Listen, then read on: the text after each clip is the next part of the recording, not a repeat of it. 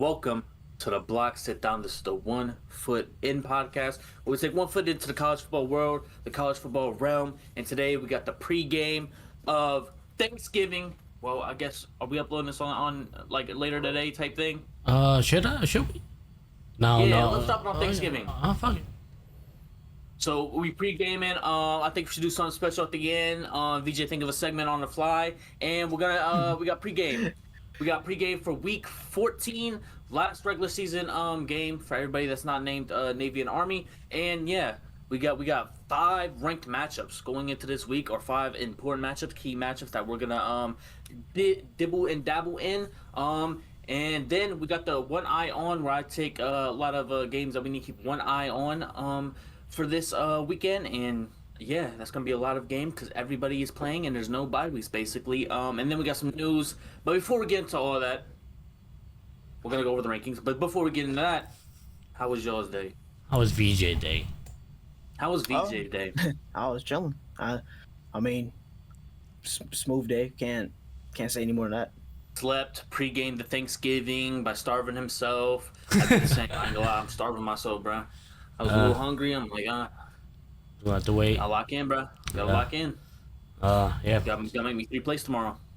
So, is that the minimum? At the minimum? Nah, three is crazy. 3 is crazy. I usually get one big play, and then I like, for the next one it's kind of like You dabble.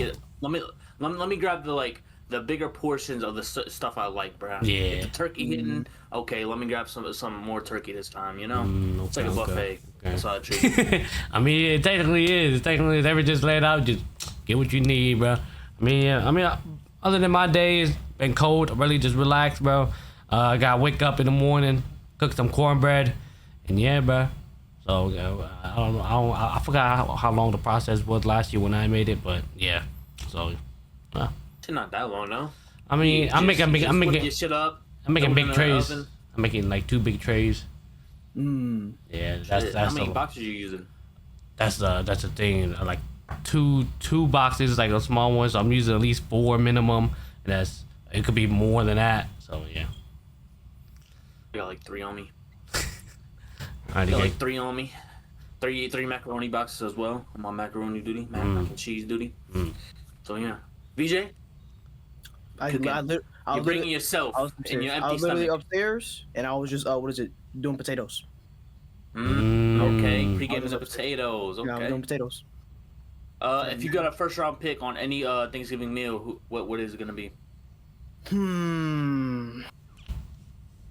What's the first thing you grab on a plate, bro?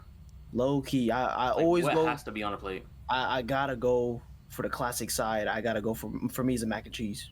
Yeah. Mine is turkey. You go for turkey. I go to turkey because I'm not gonna lie. When I get through the day, bro, that the turkey start to deplete more and more. And I was like, all right, hold on, this is better. When the turkey's the best, it just came out. I had to get it when it's the best. So I get the turkey first, and then when I get to the day, it's just like, you know. I usually pre it. I'm looking around. I'm like, okay, we got a big ass ham. We got a big ass turkey. I know that's gonna probably last longer than everything else. So I go after like the mac and cheese of the potatoes, low key, or like a gravy on some shit. Like I gotta get my stuff for the gravy though. But like I don't know, bro. The gravy be depleting, bro. We usually gotta like remake that shit, bro. Someone else gotta hop on the stove, let that shit simmer. Oh, people be greedy, but they be scooping more gravy than usual. I'm like, yo, respect. Hey, bro. Hey, stuffing with gravy, potatoes with gravy. That turkey be dry as shit. I need some gravy on that, yo. It's valid. Rolling that shit around on the plate, bro. It's valid, but like usually I say a solid 2 to 3 should be okay. Now I see motherfuckers go for 6, 7 like scoops, bro. I'm like, yo, time out, bro. You got too much gravy, bro. You might as well just drink it at that rate. Nah, I'm definitely the stingy guy when it comes to the cornbread, bro. It's like, nah, I'm not getting one. I'm getting at least 2. I got 2 cornbread on my shit. Yeah, I gotta test it. If you randomly on the cornbread this year, bro, it gotta be 1, bro. I gotta see how it's tasting. If not tasting good, your shit gonna be left untouched by most people. That's how it be. All right, let's get into the football talk. we got the new rankings coming out. And we are recording this at like the top of Thursday. So yeah, this is pregame for Thanksgiving. We're gonna drop this on Thanksgiving. So there's that. Hopefully you're spending time with your family and not watching us. Because yeah, fuck your responsibilities for the day, bro. Everybody should be off. Everybody should be away from school or work and be locking in on their family and traditions and stuff like that. Let's get into it though. We got the new top 25. New, a lot of things unchanged, and that goes for the first five unchanged. Ohio State, Indiana, Texas A&M, Georgia, Texas Tech. Ole Miss and Oregon go from 6 and 7, and they flip. Oregon's number 6 now. Ole Miss is on a bye week. They drop. It's very interesting. You have a bye week and you lose your spot. But you also getting a good win in Oregon, and that's probably why they did that. And then the next 4 go untouched. Oklahoma, Notre Dame, Alabama, BYU. Then we get into Miami and Utah flipping. Utah struggled with Kansas State this week, and they were able to pull that one out. And then Virginia Tech kind of like manhandled Virginia Tech at Virginia Tech, beat them 34-17 in that. I wouldn't say they manhandled them. Maybe that's not the best, but at least they doubled their score. And then you got Vanderbilt, 14 last week, 14 this week, and then you got where things get a little fucked up, and that's because Georgia Tech lost. Georgia Tech was, I think, 15th last week. They basically dropped 7 spots, they're 23. They dropped 7, 16. They were at 16. But basically, that team up north jumped from 18 to 15, 3 spots, and then you got Texas at 16th, moving up 1 spot, and then USC was 15th. They dropped 2 spots to 17th, and then basically Virginia, Tennessee both moved up a spot each to take Georgia Tech spots. And then you got Arizona State. I'm pretty sure they was 25th last week. They moved to 20. And then their matchup this week is going to be now a ranked matchup with 25 Arizona down there. And then we'll go from the bottom up now.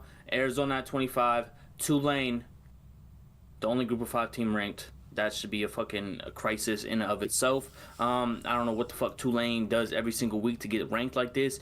I don't know, bro. I guess they lost to UTSA, bro. We should have eliminated them a long time ago, but they may be able to get in the American Conference Championship. But then you got Georgia Tech. They lost, so they fell a lot. And they lost to Pittsburgh. So the little one-on-one head-to-head, they put Pittsburgh above Georgia Tech. They had to.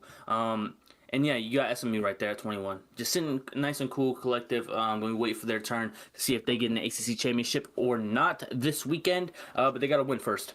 And yeah, the funny thing about the head-to-head matchup is USC and that team up north. USC won that matchup, but I guess that team up north gets to go up 2 spots. I don't know. I think you should value head-to-heads, I thought. That's the only thing, bro. How y'all feel about it? I really don't got an opinion off of it. I'm just waiting for it, like, to finally just all lock it in, and then it's just the playoff time and the number what it is type thing. To be honest, that's where I'm at with it. It's no real big like holy shit that team's in type thing. I feel like a lot of it makes sense. VJ. Okay. All right. So the only thing I would say, since you had nothing, or VJ, do you have anything? You kind of spoke a little bit about it. It's just the group of 5. I felt like definitely Tulane. I definitely should have seen. I would have hoped at least Jane Madison was considered. I saw a couple of their shits. I was like, yeah, they low-key might be one of if not the best group of 5 at least I've seen. So I felt like they definitely should get some consideration. But I think the rankings don't have it. That North Texas team is pretty fucking good offensive wise. They got the stats, bro, and they got the wins to prove it. But the only thing is Texas. They basically lead the they're at the top of like the teams with 3 losses. So the scenario is that can Texas still have a chance to win if they win this week against Texas A&M? And then you look at like basically if you're not in the top 10, you're not a lock. So Alabama's still sitting at this 10 spot, lower than Notre Dame with all of Alabama's ranked wins. It was just like this last week, but now we're getting into the last week of the season. If they both win, is Notre Dame still going to be above Alabama? But I think since we've seen Ole Miss go down with their bye week and Oregon have a good win, conference championship Saturday is going to be very important and less important. It's going to be important for Notre Dame and where they're going to sit, and I think they're going to fall to 11th no matter what. just because if you lose or win your conference championship, at least you had an extra game. I don't think they're going to devalue that, and they shouldn't. I would hope not. But I think with Ole Miss getting that bye week and Oregon hopping them after a good ranked win, I think that's telling of what's to come for the conference championship Saturday. But it's just that BYU, Miami, Utah, Vanderbilt, that team up north, they're not going to be a factor after this week after they lose, and then Texas. These are basically like the bubble teams on the end, with a group of 5 team to take that spot. So I think if you're not top 10, you're not locked. Even Notre Dame should be a little. I ain't gonna say scared because they got their only 2 losses and they value them. Notre Dame's getting valued a lot in these rankings to be number 9 at this point, but I just think it's something to look out for and just watch these bubble teams this week, especially Texas, because obviously if they lose, they're out. If they win, do they have to have a convincing win against A&M, or they should value that at least. And then Miami and Pitt, obviously very important. Utah just has they face Kansas this week, so they don't really have much to do. But Vanderbilt has a ranked matchup in Tennessee, and yeah, I think we should get into these ranked matchups. So while we're at it, I'm just talking about the bubble teams and what's to come and what could be on the horizon later this year or later this season. First matchup, we got the Battle of Georgia in Atlanta. Not a home game for Georgia Tech, though. Probably not going to be one when we get to that stadium. Georgia, the Bulldogs, number 4 in the nation, have been the comeback kids as of late, but also have had some convincing wins in and of itself. 10-1 on the season. Georgia Tech coming off that loss to Pittsburgh now has to go face number 4 team in the country. It's a whole lot different after you take that second loss of the season for Georgia Tech. And yeah, Haynes King basically does everything for this team. And if he's not on point, he's going to have a hard time, and this Georgia Tech team is going to have a hard time. And yeah, Gunnar Stockton, Zachariah Branch, this offense is getting going late into the season, and this is exactly what Georgia wanted, and Kirby Smart wanted, and now they're top 4 team heading into the last game of the regular season. VJ, how you feeling about this? I have some thoughts about it, but honestly, I want to ask a question for y'all about this game. It's more of like a see what if type of thing. Is this a must win for Georgia? I'm being honest. No. No. They're locked. Yeah. They're locked. They're locked, I think. I mean, yeah, they're locked for sure. I don't know if like it definitely would look bad on Georgia if Georgia was. Wait, you talking about Georgia? Yeah, not Georgia. Just Tech. Georgia. Yeah, Georgia. Bulldogs, Okay, yeah, just making the sure. Bulldogs. Yeah, I just feel like they're gonna definitely like, damn, Georgia lost to Georgia Tech. Well, shit. Now it's like Georgia Tech will probably go up, but Georgia is probably gonna still be in the playoffs. It just obviously they're not gonna fall out. Yeah, basically what the camp said. They're definitely lost. I think everybody but I think the top 5, the stuff that's unchanged is the ones that are locked, no matter if they win or lose this week. And I just think an Ole Miss, I mean, you shouldn't win. I mean, you shouldn't lose. So no matter what, like I'm just looking at everybody else, trying to look at every other else team like around past top 5. I think they all got to win to make it. Even Oregon we was talking about, but even then, I mean, if Oregon loses, bro, like are they a lock? Too. Oregon probably not. No, They would lose to Washington. yeah, that's a conference too. That's in conference, and like that's a heavy loss because then essentially they're relying on losses to keep them in the game, in that playoff spot. Essentially, Yeah. I feel like with the reason I asked the Georgia one is because essentially this is kind of useless for them, apart from kind of just like an ego thing. I mean, it's Georgia versus Georgia type of in-state competitive, of course, but it's just like I'm thinking like they have no more SEC games. Their SEC really chances come on if Alabama or A&M slips up. So it's kind of like that's why I'm kind of asking like, is this game even like the most relevant? I like I said, apart from bragging rights, of course, it's just like I don't know. That's why I asked like, do y'all think it's a lock? And I agree with y'all in that sense too. I just think it's a lock. To overall recap it, in my opinion, though, I just think Georgia Tech needs it. I mean, nothing more to say. They kind of need to stay, even have a hope, because those losses they'd be taking in conference basically killed them. So this is the game that literally they only have hope in. That's all I can Their say. hope. What's their hope? Get close as you can, potentially to like that top 12, the outside, and then hopefully pray that something happens in that conference to potentially get you that conference championship spot. Their only ranked win is against Clemson, 3rd game into the season. That's their best win. Like what are we saying? A good win's against Duke. Like they don't have the schedule strength. Like their whole hope was go undefeated and or have one loss at the end of the season. They're at the end of the season, and they have two losses going into this last game. Georgia Tech not making the playoffs. They would have to hope for Virginia, Pittsburgh, and SMU to all lose Saturday to, I think, even have a chance at the ACC championship. I don't know how they do their championship format, but yeah, Georgia Tech. This is just to fuck up Georgia's like scheduling. Maybe not have them have a home game in the playoffs and or have a chance at the SEC championship. Georgia Tech's out of it. They're out of it in my opinion. They shouldn't even be considered. I'm surprised they dropped so far, but I see the value of their schedule. They don't have a good win. Clemson's obviously not good no more. And they was the first team to touch Oregon. Touch Clemson and make them lose. So yeah, that's it's. I ain't trying to devalue the game. At least it's a ranked matchup, bro. And at least we get to see these two teams fucking out of conference for the last game of the season, bro. I like that part, bro. I want to see more out of conference games, bro. And I really hope the way the committee does these rankings going forward and what they've done, I just want them to value the out of conference games. So these SEC teams and Big Ten teams aren't scared to play each other, because a lot of these teams like Ohio State could have just scheduled a fucking Ball State like they got next year, bro, against fucking Texas, bro. Like they don't have to do that shit. So I hope that's a little bit more valued. I think you could see that in the Texas ranking, obviously. But also, Ohio State's a good team, number one in the country. Slicks, how you feel about this? Or BJ, you done? Nah, that's valid. That's a valid point. I like to take. Yeah. I mean, yeah, it's like I don't know how much Georgia Tech could do. It's like maybe the final impression with the committee was like, hey, at least they beat number 4 Georgia, and if they was to somehow beat Georgia, a lot of these other teams, like what Cam said, he got to depend on Virginia, Pitt, and SMU to somehow lose. And that's all 3 teams, not just 1, not just 2, not just 3, possibly all 3 teams to lose. And then it's like, hey, well, these 3 teams lose, they just beat the number 14. Obviously, it's like, hey, that just increased the resume. But then again, it's like, I'm not gonna say it's impossible, but it's college football, anything can happen. But yeah, Georgia Tech at this point is basically relying on, they got to first win this game and then rely on other things, which is probably not gonna happen. So at this point, they might well just get ready, try to basically polish their game here, try to do what they can, and basically prepare for their bowl game, whatever that will be.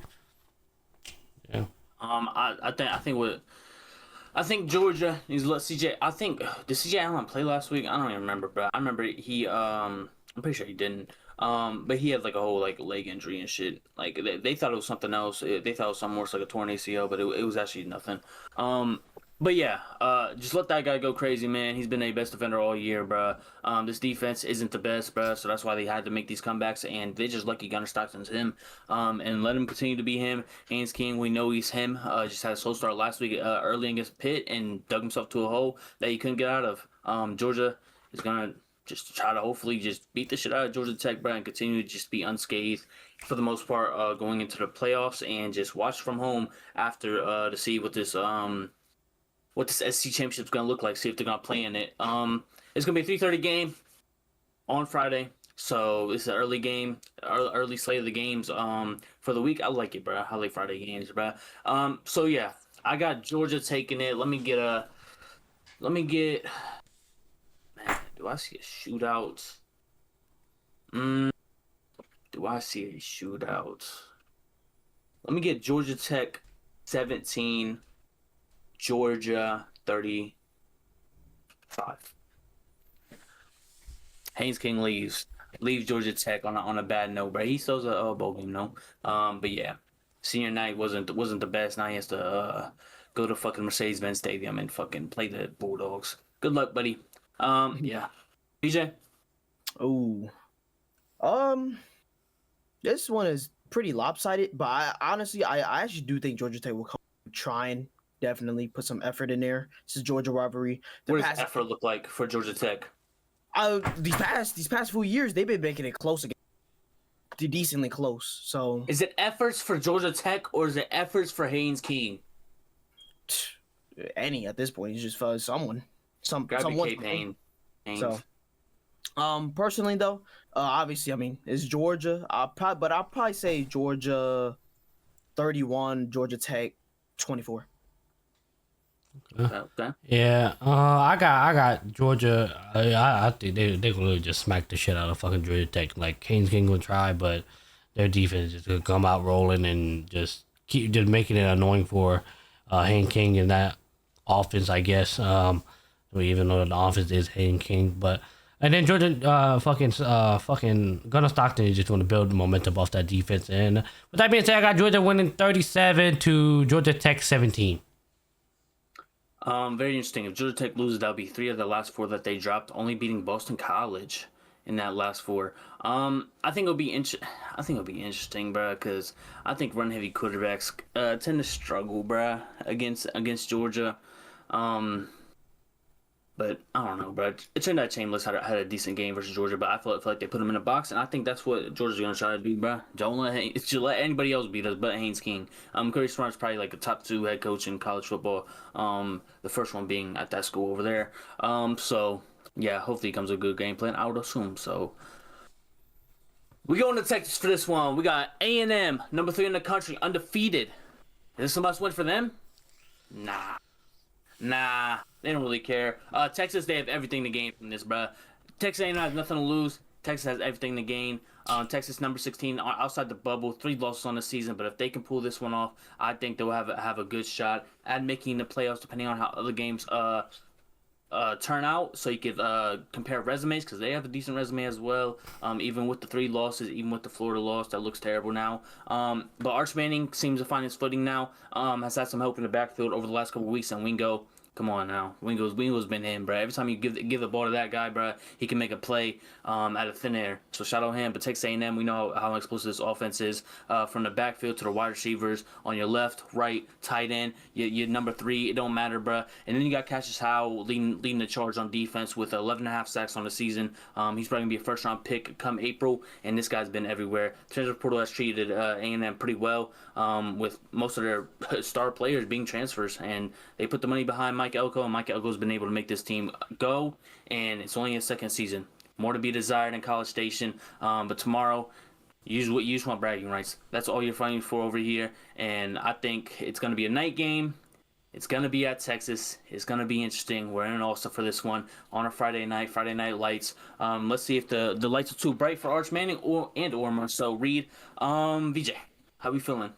Man, this game just screams shootout, given both offenses, in my opinion. I think you kind of said it. Texas kind of found their footing a little bit. They got something now, and then we know they that damn near is the offense, bro. The offense is damn near what keeps them alive in every single game they play so far. So this game, honestly, might be one of the best games to watch. You just said it, nighttime, Friday. But in terms of like value gain, I mean, you said that too. If A&M wins, they probably will be the best 3-loss team in college football, I'll assume. Like, I could. No, Texas already has 3 losses. Oh, I mean, yeah, but if they were to win this, would they okay. be the best 3-loss team? That's what I mean. For sure. So, hey, interesting debate to see what happens, man. But to me though, like I said, I think this game just kind of just sees and smells a shootout, man. That's how I see it, at least. How about yourself, Rack? Yeah. When you think about it in hindsight, ESPN got a basically 50-50 chance, and you know I could look you see it. I feel like if Texas A&M did what they did against South Carolina, I'm not gonna lie, Texas is not letting that shit happen. They're not letting them come back. So if that was to ever happen, well then kiss that series goodbye, and a good job on Texas. But the thing with Arch Manning is, yeah, I'm a fucking Arch Manning hater. Yeah. But the thing is, every single time Arch Manning go against some comp, you know, not counting DJ Lagway, he seemed to underperform. Why? I don't know why. But, you know, what team did Texas just beat? Fucking Arkansas, 52-37. You know, he's fucking flexing on them. Great, you fucking flexing on Arkansas. What's the other team that you were flexing on? You know, he's flexing on all these teams that's not really, you know, doing anything with their season. Well, yes, Cameron, go ahead. Oklahoma and Vanderbilt. Okay, yeah. But then the injured John Mateer, you know, Oklahoma defense decided. Vanderbilt. Vanderbilt. Won by 3 points. What does that mean? Like, okay. What happened to fucking Georgia? Welcome to Georgia. Fucking dropped 10 points. This guy's it's fucking. He dropped 34 points, won by 3 points against fucking Vandy, but then scored 10 points on fucking Georgia. And then proceeded to lost to DJ Lagway, by the way. By a touchdown, by 8 points. And then he lost to Ohio State by a touchdown. Fucking DJ Lagway. And Ohio State, the number 1 team. So, exactly. Anyways, it just. By 7. Anyways, lost by 7. Bro, it was a 1-possession game. You talking about Ohio State? Yeah. Well, that's the beginning of the season. Beginning of the season, everybody had to rub the rust out. It was gonna be a close game anyways. What you mean? What the fuck? The hell I guess excuses. I mean, all right. I mean, you just want to ride, Arch Manning wave. Go ahead. You've been trying to, give it to him. I guess I'm a hater. What do you mean giving it to him? He has 2 top 10 wins. What do you mean? Vanderbilt was 9 and fucking Oklahoma was 6. Jesus. I don't know what to tell you. Jesus, Oklahoma, I give it Oklahoma. Vanderbilt, yeah, they've been trying, but anyways. Trying. What the fuck? What they've been trying, bro? I mean, they've been trying. Okay, you telling me so you telling me Vanderbilt has been a consistently top fucking 5 team in the fucking college football in the last 5 years? Who said that? Bro, that's what I'm saying. Been trying. They've been trying. Consistent top 10, top 15 team of the season. Yeah, are they? Okay, then what are we talking about? Why are we talking about their history? We're talking about their season. But that's what I'm saying. They've been trying to be a top competitive team. So it's like, and they're a top competitive team this year. They're fighting for a playoff spot right now. Exactly, this year. Well, are they going to do the same thing next year? What does that matter? Well, I thought we were talking about Arch Manning's wins. Yes, we are. Team is good. Okay, yes, okay. What's going to happen with Vanderbilt after the fact? Because it's just like Vanderbilt is not going to be the same after this year. What does that mean? So it's like win this year. All right, bro. We're going back and forth, bro. We're not going nowhere, bro. I'm not gonna lie, bro. We're going back and forth. We're not going nowhere. VJ, who won? Bro, listen. All I'm gonna say is, if we're going by this year technicality, he's done. The Texans have done what they need to do. They're like, in hindsight, obviously, we can go in depth on those old games for sure. But it's like, at the end of the day, what we see right now is what they give. You can't for you. I'll use another example. You can't just take the Penn State thing out of Oregon when Oregon beat Penn State. It's kind of counteractive in that sense. So we gotta take it with how it is when we see it. Because when Oregon beat them, Penn State was what, number fucking 2 or some shit. Yeah. But now they're fucking literally to the ground and shambles, whatever. Basically, so we got to take it for how it is right now. Obviously, I understand for the future type of thing. Like, let's be real here. We all know Vandy next year is probably gonna be fucking below mid, bro. But like, as of right now, we gotta give the props to how we see it right now. So that's the best way I can say it. All right. So I mean, good luck to this not Georgia, Jesus, Texas A&M. Hopefully the defense show up and not fucking be down fucking 30 points by fucking halftime. And that's obviously if fucking Texas, not Texas, Arch Manning come out swinging from the get-go, and then this is basically a good Texas going into basically the postseason, a good way to win, defeating the number 3 team in Texas A&M, and they probably, I don't know how confident. I mean, they'll definitely be confident. I'm not saying they won't be confident, but just like, Texas A&M, they had some games where it's just like, oh shit, they're about to lose, but then they come back fucking somehow, some way. It just doesn't make sense. So yeah, I just don't think Texas will let that happen. Where if they're up by 20 fucking points, they're not about to let them come back fucking 21 points and not score a single point, not fucking at least kick a fucking field goal. Shit. But yeah, that's all I got. Playing up to level competition is what I call Texas, bro. When they needed a win, they were able to get it to stay alive. Ohio State first loss of the season. In the middle of the season, they lose to Florida, and 2 weeks ago they lose to Georgia. Or however many weeks ago, 2 games ago, they lost to Georgia. So they've been just staying alive, staying above the water. But this is where they drowned. I think Texas A&M beats them. It's not going to be by a lot. I think Arch has shown a lot of growth this season, has been a lot better. His throws have been a lot more accurate, and his decision-making has gotten a lot better. And I think it starts with the play calling for Sark. I think that they were able to find what he likes, what he doesn't like, and just be able to give him on the right foot. So next year, maybe their year, maybe Heisman. It's definitely not this year. Not even close. But Texas A&M takes this. I'm taking a 42-35 game. Nothing too flashy. But Texas tries to keep it as close as possible, as much as they can. But you went with A&M? You went A&M, yeah. Oh, okay. Yeah, of course. Waffle game. I just try to like think in my mind like after this week, bro. A&M really being 12-0 is gonna be fucking crazy. Yeah. Do I really see that? I try to imagine it, bro. But I can see a world where Texas gets the win, and now we're gonna have to debate this 3-loss Texas team not getting in, and then the SEC fans all crying and shit. Womp womp. BJ. Ooh, yeah, nah. I'm sticking with that shootout, man. This smells shootout, scream shootout. Sticking with a shootout score. I got 49-38 A&M. The only thing I would say about a shootout is you got Marcel Reed, Arch Manning. They're prone to playing, having bad games, interceptions, all the above, man. Both their defense get after it, bro. So that's gonna be my only thing with the shootout. Not saying it's not possible, bro. I think if both quarterbacks get hot, bro, they have options to throw to. So it's gonna be very interesting. Yeah. Slicks. It's like how much will Texas be able to what you call it, benefits off of Marcel Reed, like possibly early on mistakes, because you know Marcel Reed does intend to have his mistakes. Obviously, it was fucking eminent with that South Carolina game. So it's more so how much point would they be able to gain off that, or will Marcel Reed even have that type of game? So I mean, he might come in here locked in, throw no picks or have any turnovers, and he just shut that shit all down. But that being said, though, I do agree with VJ. It's gonna be. I think they're gonna be just throwing that shit or running that shit down, whichever how they're gonna get it done. I got Texas A&M. I got them scoring 38 to Texas's 31. Yeah. I really hope the run game can help Texas, not hurt them. But I'm not too confident it will. So Arch better learn how to throw that ball and better get better learn how to play Canadian football, because that's the only thing I see you. Even though you got so much better this year, Canadian football is on our horizon for Arch Manning. Is it possible? Mac contract in Canadian League. Canadian football is fun to watch, yo. The little like fucking field goal post is at like the front of the end zone and shit, bro. Yeah. Arizona and Arizona State get a ranked matchup for this week. Shout out the committee. Yep, ranking them 25th, man. Arizona deserves it though. I'm not gonna lie, bro. Arizona got the upset this year, bro. I talked a little bit, about them getting a ranked win. I didn't think they'd have the season like this though. Shout out them for being 8-3, bro.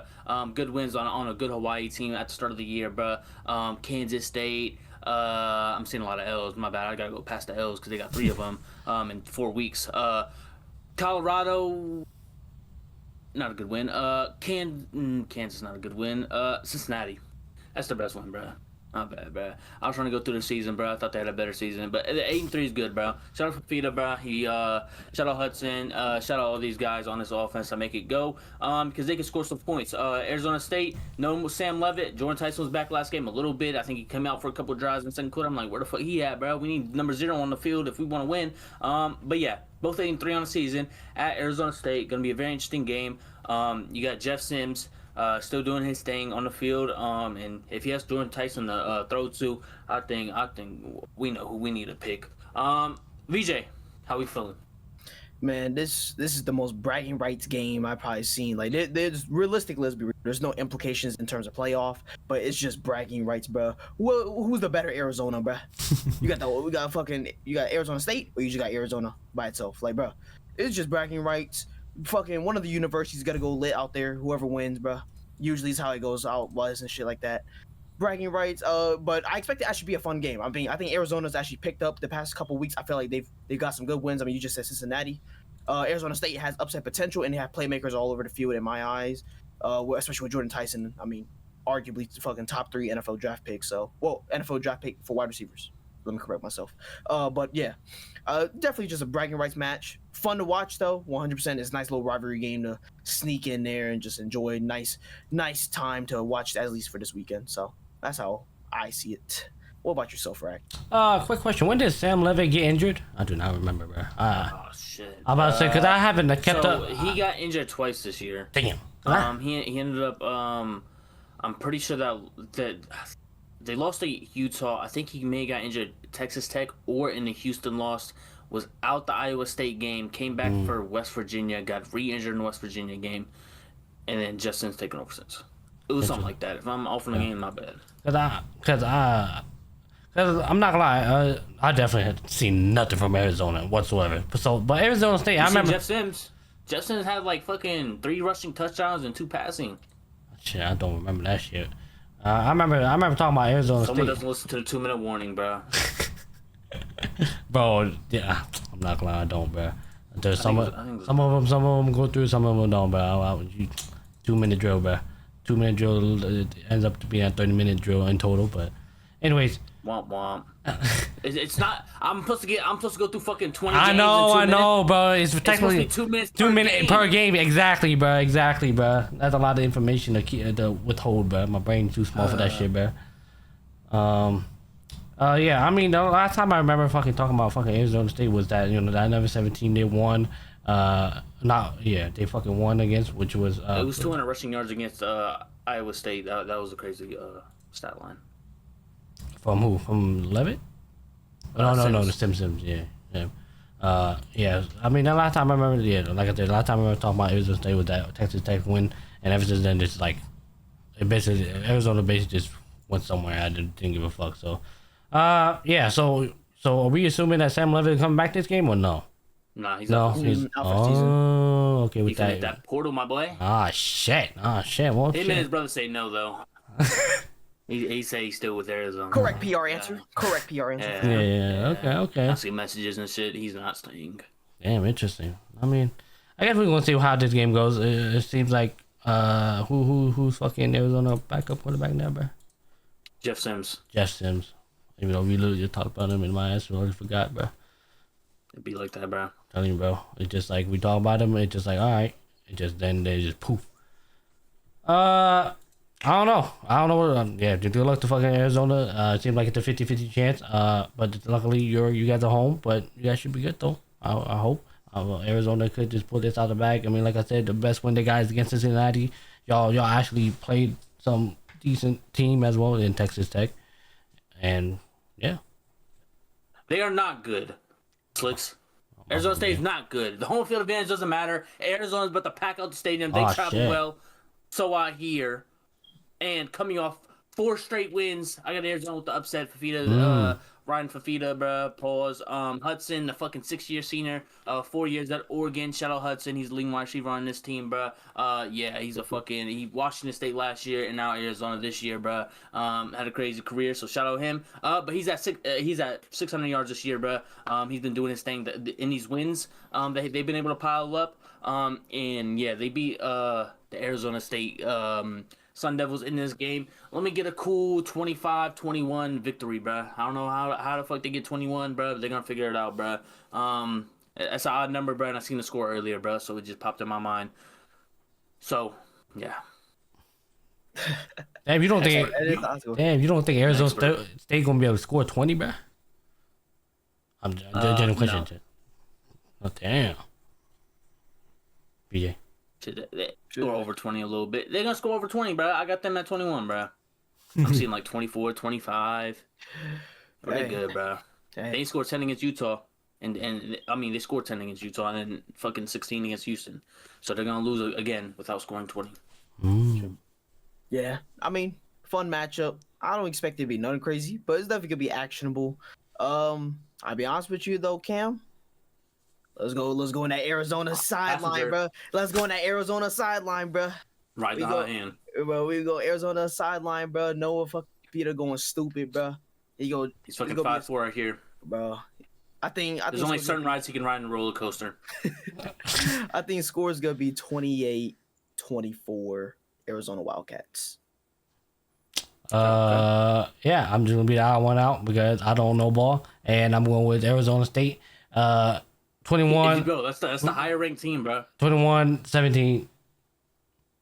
Yeah, it's fine, bro. Jeff Sims, decent backup quarterback, should be their future if Sam Levitt does leave. And yeah, Jordan Tyson, bro, he's the best player on the field, bro. They got the 2 best players, damn near, on the field for both offenses and and even defense, bro. Keith Abney, I think the 3rd cornerback for Arizona State, knows how to lock shit up. So hopefully he locks up the tall ass fucking Hudson guy. Damn, he's only 5'11". Let me stop, bro. He plays bigger than he looks. Moving on. Yeah, This is the game. This is the game. I don't care what Saban says, bro. Maybe I am obsessed with fucking a team up north, bro. You've never been a part of it. You think the Iron Bowl is the best fucking game in college football? You're just old. That's what I call you. I call you old instead of using other terrible words that I can't use while we're recording. I'm about to say Iowa State. Fuck. Ohio State, number 1 in the country, 11-0, 8-0 in Big Ten play. Julian Saint and Jeremiah Smith both going to be in New York together holding each other's hands while one of their names is called for the Heisman because they can't split it. The team up north, number 15 in the country, 9-2, 7-1, pretty trash. Jordan Marshall's going to be in this game, I'm pretty sure. I would assume so. But we got Jeremiah Smith and Carnell Tate coming back, and I put all my trust and believe in them guys. But the team up north, Bryce Underwood, freshman quarterback, does not throw a football. I could probably play better than him. And yeah, that's all I got, man. Michigan's plays defense, bro. They run the ball, bro. That's all you need to know, bro. We talked about this game on the Buckeye fan film room on Tuesday. Uploaded Tuesday, recorded on Monday, so go look at that if you want more intel on it. But it is the game. Is there any final thoughts y'all have about this game that we didn't talk about on Tuesday? Fuck them, bro. I mean, shit, bro. Bro, I'm waiting, bro. I've been counting down, bro. Bro, it's Thursday. As we're recording this, it's Thursday, man. Fucking 2 more days. 2 more days, bro. 2 more fucking days. 2 more Friday, Saturday. Oh my gosh, bro. Oh my gosh, man. I'm about to eat my Thanksgiving leftovers watching this. Psychotic is what Saban used to describe Ohio State fans about this game.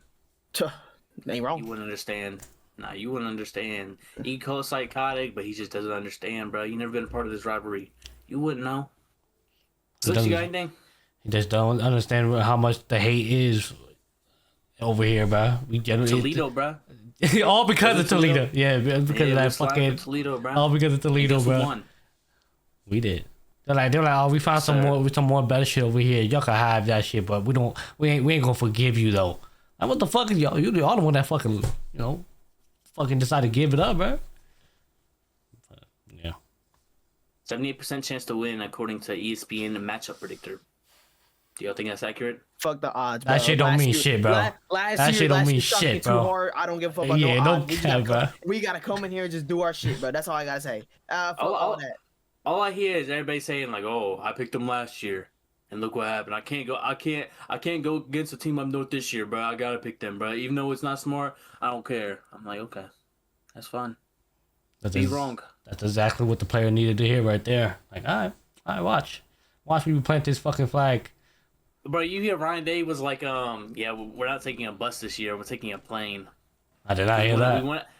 We want to keep it like it's a normal game. We don't want to fuck our routine. Keep the rhythm. Yep. Bro, I feel like you're doing a little too much, bro. Like I don't know, bro. I feel like you're doing a little too much, bro. Like, fuck him, bro. Just win the game, bro. You're overcomplicating this shit, man. Just like it's not that hard, bro. Tell Urban Meyer to fucking get back on the coaching side, bro.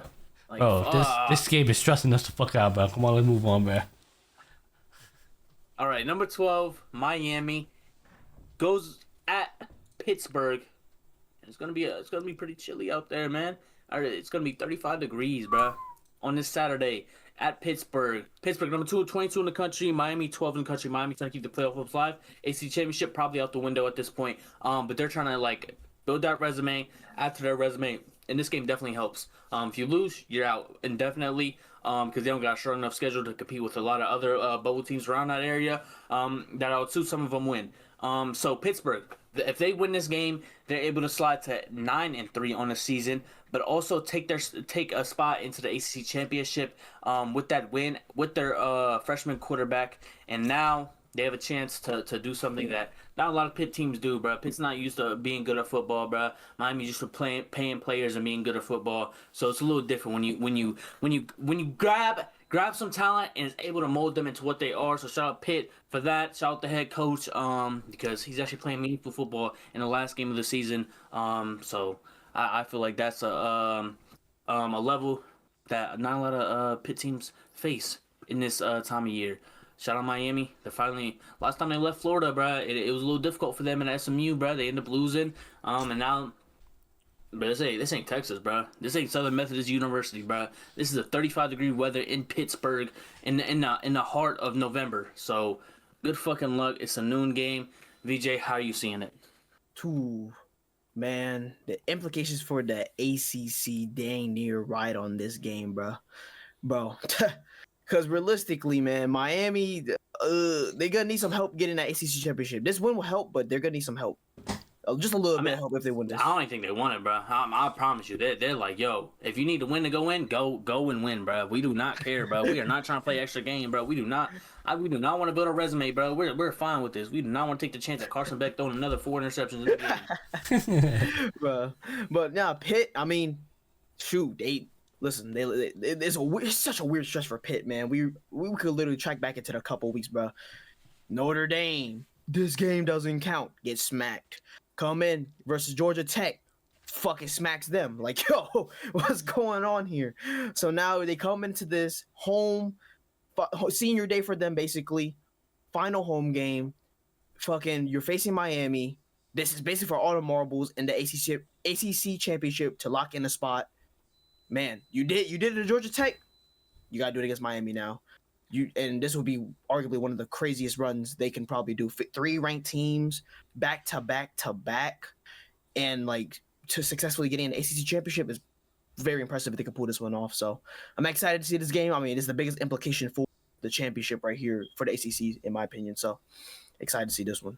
How about yourself? I got a quick question. A scenario in Pitts win this game, go to the ACC championship and win that game. We're all assuming they're a college football playoff locked, right? Yeah. Because of the fucking championship. I'm a fucking idiot. Spot. Yeah. I'm an idiot. I'm an idiot. Yeah, never mind. Then the scenario would be what? Arguing. What if they lose? No, if they win against Miami and loses in the championship, they would be what, 9-4, right? Yeah, 9-4. Oh, never mind. Then Conference championship loser. Yeah. Yeah, and then they're gonna sit out there. Gotcha. Okay, never mind. That was my question. There's gonna be a lot of decent like conference losers like in that bracket. Like there's gonna be a decent amount of. So I don't. Not even conference losers, just like people that missed out on the conference championship. Yeah, for sure. Like a Vanderbilt. Like there's gonna be a lot. Like because they'll have what, like 10, or we're assuming they'll have 10 wins. So it's hard to beat. You know, they have 10 wins and all that whatnot. So Utah. Yeah. And then what happened if Miami wins this game? Or they're I would say they're locked in because because the whole head-to-head against Notre Dame, and if you have Notre Dame in there, you gotta have Miami above them. I forgot about that. Yeah, I forgot about that. You have to value that whenever they get to that fucking point. You have to value that, and then there probably won't be the ACC though, because they're still gonna be behind if they win this game. They're still gonna be behind the ACC championship. Yeah. So it's very dependent on. I don't know. I actually don't even know what they're gonna do with the ACC championship winner. Like I know they're gonna put them in probably. I'm assuming. Yeah. If it's not Miami, so it's Virginia. like now it's gonna be like a very Virginia, crazy. Pittsburgh, It's gonna be a crazy back end looking like playoff fucking ranking. Like that ranking from 8 to 12 is gonna look so insane. In my opinion. because you gotta try to fit Miami in there with another ACC team and Notre Dame. That's gonna be like the back end of that. Because you got North Texas, James Madison, and Tulane in there.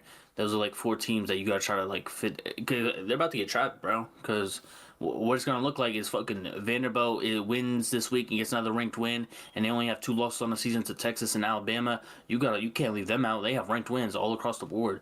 So that's what they're gonna back themselves into a corner with. And then Utah's probably gonna be the odd man out because they're 10-2 in the Big 12, but their only losses to BYU and Texas Tech, and we got that rematch coming in the conference championship, depending on if BYU wins. I mean, even if they win, they're in. But that's the crazy thing. They're about to back themselves into a corner, and Miami could see themselves on the way out with their losses, but I don't really see that happening, bro. But it's just arguments. That's why I want to see as many losses as I can with them bubble teams, bro, to not even make it a debate. What if Texas wins? What if Texas wins? Damn. You got these SEC teams that's on the bubble, and they value the SEC a lot. So it's gonna be very difficult to try to find the right ones, bro. And that's why people want to expand the playoffs. But the thing is, bro, you need a system that leaves that shit out, bro. You just need fucking like I just like the 25 ranked teams, bro. It's always been 25 ranked ever since. So do something with that, bro. Fuck the bubble teams on the outside looking in, bro. If they got 3-4 losses, bro, they're not gonna do shit in the playoffs. They're not gonna make it that deep. We're not gonna see Cinderella runs potentially for a long time. It's like March Madness, bro. We just seen a 1 seed beat a 16 seed a couple years ago, like fucking probably like 7 years ago now. And it's very rare, and it never happened before until 7 years ago. March Madness has been around for fucking 50, 60 years, bro. So that's the only thing. Like I hate fucking even having this scenario, but it just is what it is, bro. I just hate trying to expand these playoffs so much, just to build revenue because you're just making more games for these players to play on, bro. Like fucking, we already have like damn near fucking 16, 17 games, and now if we expand it even more, we're just gonna run into probably either more issues or fucking injuries or all of the above, bro. Like that's what sucks when we moved to 12, bro. Because we're still on the same problem we did at 4, bro. We don't know who's in, we don't know who's out. We can't just fucking. What are we gonna do? We just need equations, bro. We just need math to math. We can't be depending on fucking opinions, bro. Like people just gotta learn to run up that score, bro. Like we just got who scores the most points, who beats their team the most, and that's it. Like, bro, I swear it just has to come down to numbers. And I'm not saying we should stat pad and stat run and run with stats, but some stats are meaningful. I don't know, bro. It's just I just hate relying on fucking a handful of people that somewhat watch football. Try to rank teams, bro, because it's hard to value and devalue things. Yeah. And we get a new committee every year, so it doesn't help. Yeah. Criteria is. Yeah, I don't know why. And that's my TED talk for the day. What are we doing? Picking games, picking the teams. I lost track. Yeah. I was just like curious on the scenario here, cause just like I was like, well, if Pitts went out, then shit, where the fuck Miami going? Miami seemed like they're basically out, right? No. Yeah. No, Miami's out. Miami can't lose. 3 L's, right? I think they'll have like 3 L's. Yeah. Yeah, they lose. 3 losses with 2 ranked wins. One being Notre Dame, another being I think USF. I mean Florida State as well. Yeah. So it's I don't know if that's a ranked win even now. So it's my brain just basically just split. Obviously that's how it just split in half. It was like, well, shit, Pitt gotta do this shit, and Miami gotta do this shit, and it's like, I'm not gonna lie. Well, Pitt did the Georgia Tech last game, fucking surprised the shit out of me. In Miami, you know, they start off strong and then been declining since, but obviously it's picking back up, obviously. But it's just like, damn, you know, they lost to SMU. Just like, what the fuck happened over there, bro? But yeah, hopefully, I don't know. I'm low-key kind of split, to be honest. I really don't know who I'm feeling. It's like I feel like Pitt could possibly put it off because, you know, Miami could get caught slipping. It's just like, yeah. I ain't gonna lie, bro. The sad scenario of the ACC, bro, is whoever wins, bro, they're not a good football team outside of Pitt. I like Virginia and SMU is gonna get spanked by anybody. Like, yeah. I think I would hope SMU, bro, because they kind of have a TJ Harden and fucking I think Hudson out there too, bro. The Hudson Hornet, bro. That's what I call him, bro. Shout out Cars, man. But yeah, he just remind me of him, bro. I don't know why, bro. He's just a name. But yeah, fuck. I really want Pitt to win, bro. That's what I'm saying, bro. But I feel like Miami's kind of like grabbed everything back, bro. They spanked NC State, bro. NC State fucking upsetted fucking somebody. Yeah. Somebody that's fucking ass now. I forget, Georgia bro. Tech. Georgia Tech. Don't even matter. Oh yeah, Georgia Tech's ass. Jesus. Yeah. So I got like I feel like they came down to earth. Miami came down to earth. Like, hey, bro, we took them losses. Louisville, Stanford, we won, and then we went to fucking SMU and got schmacked. They played at Virginia Tech last week, so hopefully they got some of that weather over there, and then can go to Pitt and fucking figure it out. I don't think it's that big of a factor, bro. But shit, maybe I'm just yapping because they lost to SMU, bro. But give me Miami, bro. Let me get a non-confident fucking 28-21, bro. 28-24, bro. Let me make it a little bit closer, Pitt, bro. I hope they win, bro. I really do. I hope Pitt wins. I just don't think they got. I think that Miami defense can get after it, bro. And I don't think Heinz can fucking be that good, bro. But he's just a freshman, and he's only lost 1 game since being the starter, bro. Even though they got 3 losses on the season, after that second loss, they say get the fuck out of here, bro. We throwing a freshman in, and look what he done. Shout out him. No matter if he wins or loses, bro, great season from him. VJ, come on, brother, miracle. Cinderella story. Cinderella. Bro, I've been talking about Pittsburgh for like 2 months, bro. About the scenario of them winning and potentially You've been talking about that quarterback, bro. Is he a freshman, right? You've been talking about that quarterback, man. True freshman. Yeah, dog, man. I remember watching at Notre Dame, even though they lost that game, flashes. Miami's a good squad, man. Like you said, they picked it back up, and they're right there. And so I got a Pittsburgh win no matter what because I just love the college football realm. Give me Pitt 34, Miami 27. Damn. Oregon, Ohio is where Mason Heights was from. Wow. Built different in Ohio, man. What's going down in Ohio? Fucking football school, bro. I mean, football state, bro. For high school. Gotta be in that argument now, bro. Yeah. You gotta be in that argument. You gotta be top 5 in that argument now. Man, bro. I really I agree with Cam, bro. It's like I feel like, bro, the way Pitt played last game, bro, it's just like a whole different fucking Pitt when they play against fucking Notre Dame, and even when they were playing Notre Dame, it's just like they faced Georgia Tech last week. Who? Pitt, yeah. What I'm saying, like I'm saying the way they played against Georgia Tech last game, right? It was a whole different game compared to the game they played against Notre Dame. Yeah, it's just like it's like the fact that they were able to do that against Georgia Tech, it's just like they could have done that. No, I'm not gonna say they could have, but the chance they could have. It's just like if they had that type of mindset going to maybe not them, the fucking head coach, maybe it could have been a different type of game. But it's here or there. It's done and done. But I'm gonna go to Miami. I feel like Miami's gonna be. They just have all the talent over there, and I feel like the talent is just gonna be able to pull it through. And I feel like Carson Beck, he ain't come to Miami just to fucking lose to Pitt. I'm not saying Pitt is a trash team. It's just like I feel like he took that SMU like disrespect. Like, all right, what the fuck am I doing, bro? I was in Heisman conversation early in the season. I'm fucking losing to SMU. They lost to Louisville, right? They lost to Louisville. Yeah, Louisville. And SMU. SMU, yeah. The Louisville one was a fucking shocker, and SMU too is like Jesus. So it's like he's like, all right, I need to fucking lock the fuck in. So yeah, so I'm gonna take Miami. I'm giving Miami 35. I'm gonna give Pitt 24. Carson Beck didn't come to Miami to lose to Pitt. Famous last words of Slicks. Good enough, Bruh. I mean, all right, we got one of the more intriguing matchups of this week because we got a bubble team in Vanderbilt, ranked number 14, 9-2 on the season, 5-2 in SEC play. We talked about them a lot today, but they're supposed to be in Alabama and Texas, and now they go on the road to the in-division or in-state rival in Tennessee. We know how hostile Tennessee could be, the environment for them, but Vanderbilt teams are gonna travel, bro. The fans are gonna travel. 3:30 game on Saturday. Number 19 Tennessee is hosting this game at 8-3. Their playoff hopes is out the window. But that offense, get after it, bro. We could talk about that offense for a long time, and how good they are, how efficient they are, and bro, the amount of the trajectory of Tennessee and what they're supposed to do this season is so like past them. They were supposed to be like a 4 or 5 loss team potentially, with the trade of fucking Nico Iamaleava and this Joey Aguilar kid that turned out to be one of the best fucking quarterbacks in college football this year, in my opinion. And it's all come down to this matchup.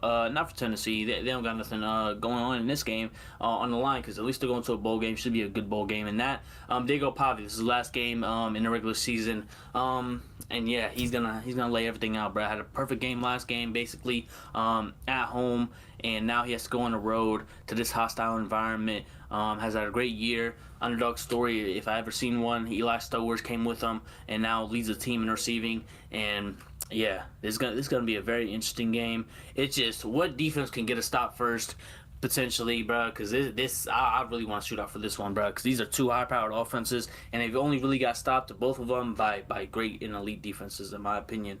VJ, how you feel? I mean, you said it best, man. This is a must-win for Vandy to basically stay in that bubble range. It might be like almost damn near like 1 or 2 in terms of like that bubble, the top bubble teams in that regard. So this is a must-win, and I've been keeping my eye on, especially looking at like the odds of this game, because it's always intriguing to see what the odds like predictors have, and they have Tennessee in this one. I'm like, ooh. I understand they're at home. Tennessee. They still got a great offense. I mean, fucking the wide receiver was it Brazel that got snubbed from potential being in that fucking Belinikov? I don't know how he didn't, bro. Yeah, I didn't know how he wasn't, bro. They got the fucking UConn wide receiver up there just because he had the most yards, bro. Like, yeah. Look at the competition he's playing, bro. Yeah, so I'm like, damn, man, it's kind of interesting to see, but overall though, yeah, a very intriguing matchup. You just said it best, man. Just both sides these guys should be fucking. They should shoot it out by the statistics. Hell, no one shootouts. They got turned to a fucking 10-7 game by fourth quarter. No one's like how college football works. Not even college football, but just football in general. Like everyone's expecting these high power offenses go stupid.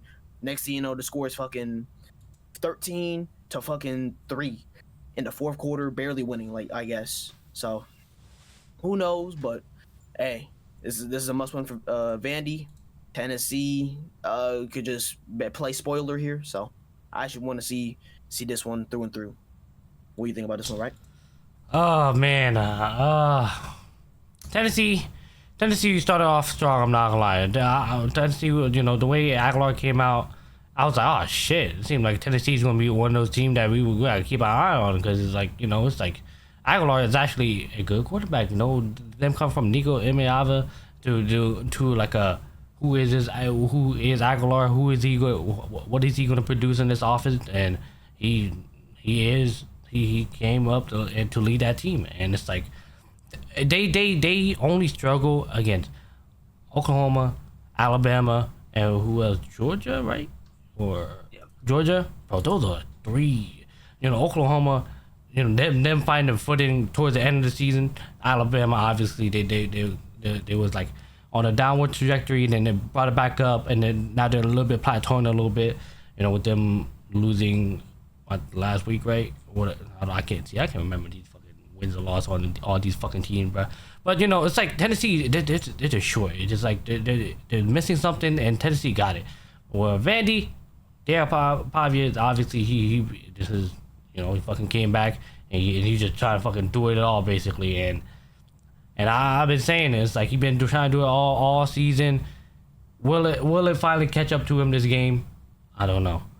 I feel like I almost want to have like a, you know, like a Cinderella story, in the sense of like, I feel like Pavia could probably pull this through due to the fact that Tennessee just falling short just by a little bit. But then again, I could just see it where Diego Pavia, you know, he don't have that energy no more, and he just falls short due to the fact that he trying to do it all, and it just doesn't go his way. And that's just a sad way to end his season with Vandy, and at least maybe go try to win whatever bowl game in there if you want to. If not, I don't know. But yeah, that's kind of where I'm at with it. Cameron, my philosophy is this: I want all the bubble teams to lose, just so it's easier. I also like that Heisman Trophy to be in Julius hands at the end of the season. So I like Vanderbilt losing this game, but they'll put up 35 points. Pretty respectable. But Tennessee puts up 45. Yeah, this Tennessee team knows how to get after it, bro. They lost to fucking Georgia 44-41. The defense couldn't get a stop to save their life, bro. And like I said, bro, they run into elite defenses. Yo, it's a little tougher. But that's elite defenses, and Vanderbilt's not really an elite defense in my opinion, bro. They have some players though. I'll give them that. But yeah, bro, I'm not gonna lie. I gotta go with Tennessee, bro. I gotta go with the little match up predictor, the little what you call it, brother, the odds and shit. And I like Tennessee in this game, man. And I think they got a little warm up game last week, and getting this offense going. Tennessee did, bro. I was just seeing everybody catch the ball out there, bro. But it was against Florida, so it was against SEC competition, bro. So respect to them for doing that, 31-11 in that win. And yeah, Tennessee, Oklahoma got started on that end of the game, end of the year run off them. They lost the previous week, and then they went out to Tennessee and got that win. So shout out Oklahoma for that. But yeah, back-to-back wins for Tennessee and New Mexico State, Florida, and the SEC, bro. The SEC different, bro. So to blow out Florida like that, interesting. Very interesting. Interim head coach or not, DJ Ungule, don't matter who's that quarterback, bro. He was able to put up 31 on that team. So yeah, long story short, Tennessee. Diego Pavia's dreams are crushed, bro. And he's going to go into that lawsuit, pay his fucking NIL deal, all on the lawyer. And the lawyer's going to go in there, and the judge is going to say dismissed. Go to the Canadian League, buddy. You and Archman are going to fight face in the championship, and it's going to be a fucking classic. That's going to be in 2027. VJ. Oh, man. I won't say a direct quote, but it was a very similar quote couple episodes ago when Vandy was facing, I believe, LSU.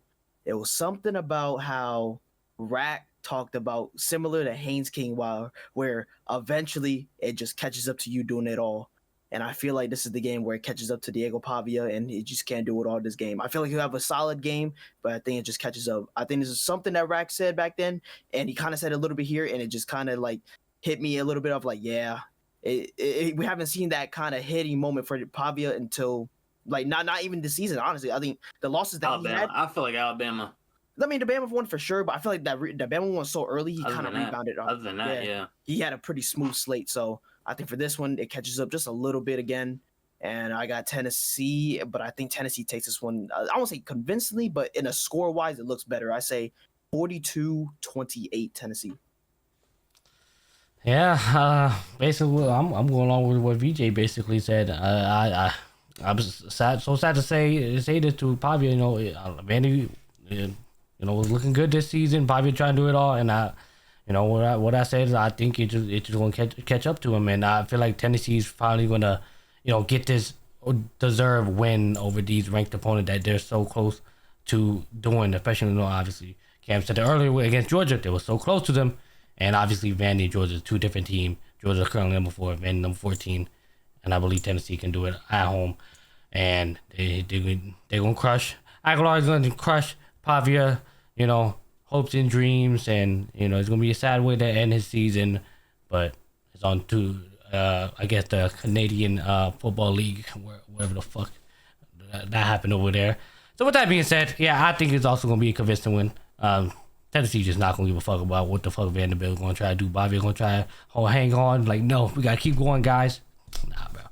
I got basically the same score prediction as VJ. I got Tennessee 45, and I got Vanderbilt 23. Womp womp. Shout out Diego Pavia. Womp womp. Shout out Clark Lee and Josh Heupel, bro. Two amazing head coaches in SEC that could have job opportunities elsewhere. At bigger programs, I wouldn't think Josh Heupel would leave Tennessee, but I heard motherfuckers at Tennessee, the fans, bro, mad at Josh Heupel for only being 8-3. Disgusting to hear, bro. Anyways, let's get into the one eye on part of the show where I talk about all the games you need to keep one eye on for playoff implications, conference champion implications, fun games to watch, all the above. And yeah, we're gonna start out with a Thanksgiving treat. We got the Navy midshipmen and their fucking Horvath offense, where Horvath almost accounts for fucking 2,000 yards passing and rushing. Well, he does, and that's crazy, bro. Passing and rushing for this team. It relies heavily on this guy, bro. This guy looks just like him too. Yo, why they take the same picture, bro? Anyways, Brendan Lewis in Memphis. Yeah, their playoff hopes, any conference championship plummeted weeks ago. So yeah, not really much on the line, bro. Just interesting for Navy, just in case Tulane or North Texas loses this week, because they have one loss in the conference and they're facing a good Memphis team. Damn, they're favored by 80%. That's what I was about to say, bro. That's what I was about to point out before you went off. Like, damn, they disrespecting Navy like that. 80%, Jesus. Hey, they're pulling out wing T only. That's all they doing. Yeah. Navy formation. Just straight Russian, bro.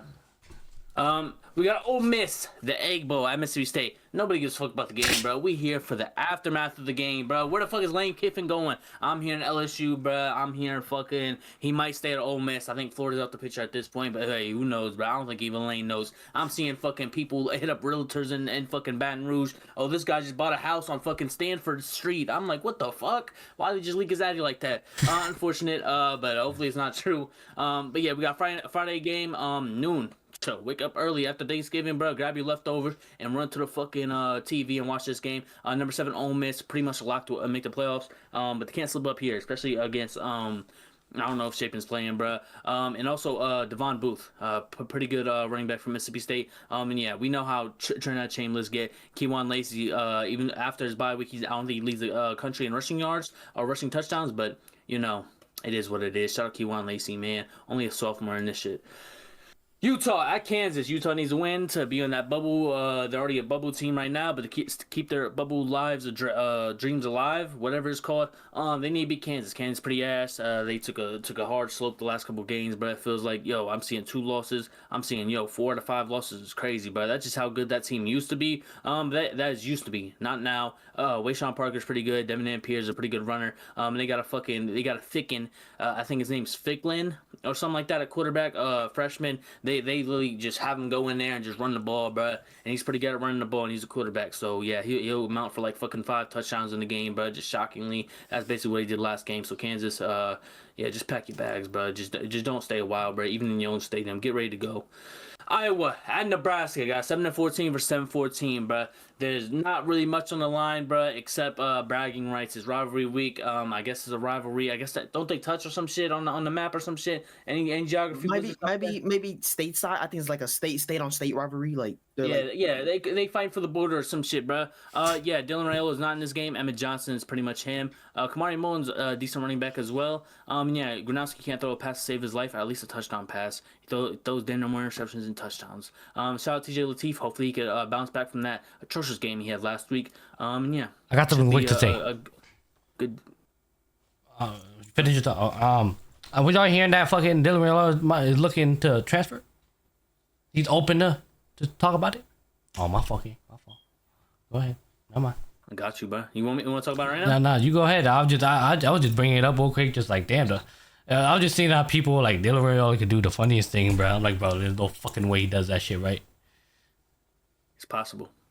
We can get that out later. It's gonna be the news portion of the podcast. We got Temple Owls 5-6. They're trying to get bowl eligibility, man.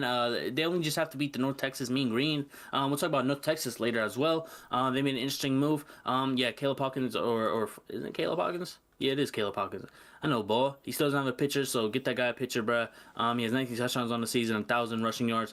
So this guy's pretty good. Maybe you should get a pitcher on ESPN lock in, bruh. Wyatt Young had like fucking 300 yards last week, something like that, bruh. So he could score the ball. Master Baker is the guy that's throwing that ball around 3,500 yards accounted for the season. And Temple, couldn't tell you shit about Temple. They look ass. This guy looks good, Ducker. And yeah. Oh shit, 24 TDs to 1 interception. Oh shit, he protects the ball. But yeah, where's Temple at? All the way down here, 5-6 on the year. Good luck to them, and hopefully North Texas keeps their playoff hopes alive by going to the American Conference Championship after. Not after this week. I guess it's after this week, not next week, but the week after or whatever. And face the American Conference. Get the American Conference Championship and hopefully make the playoffs 10-1 on the season. So shout out North Texas. Indiana at Purdue, number 2 team in the country. Indiana. This game doesn't really matter, bruh. It's Purdue, bruh. It's an in-state rivalry. Brownie's fucking plays like he's fucking. Let me not say that word. 9 touchdowns, 9 interceptions for that guy. Pretty fucking trash, bruh. Michael Jackson's fucking second, fourth cousin-in-law or some shit, bruh, is out there catching the ball for them, 500 yards for him. Shout out Michael Jackson the third.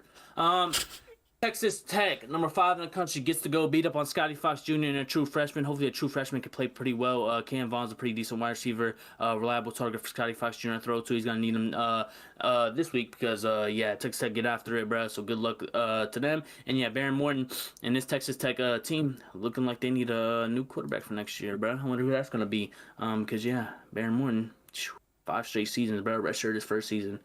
Yep, he's at the end of his career. Kentucky at Louisville.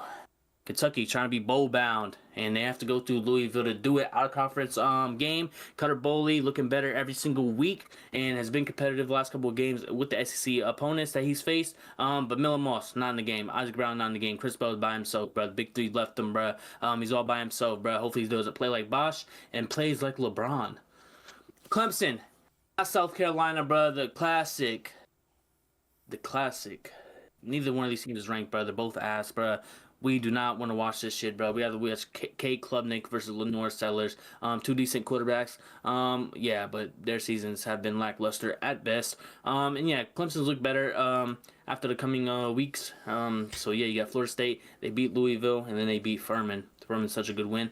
3 straight wins for Clemson, kind of getting back to their normal self. But on the contrary, for South Carolina, even though they beat Coastal Carolina, L after L after L, bruh.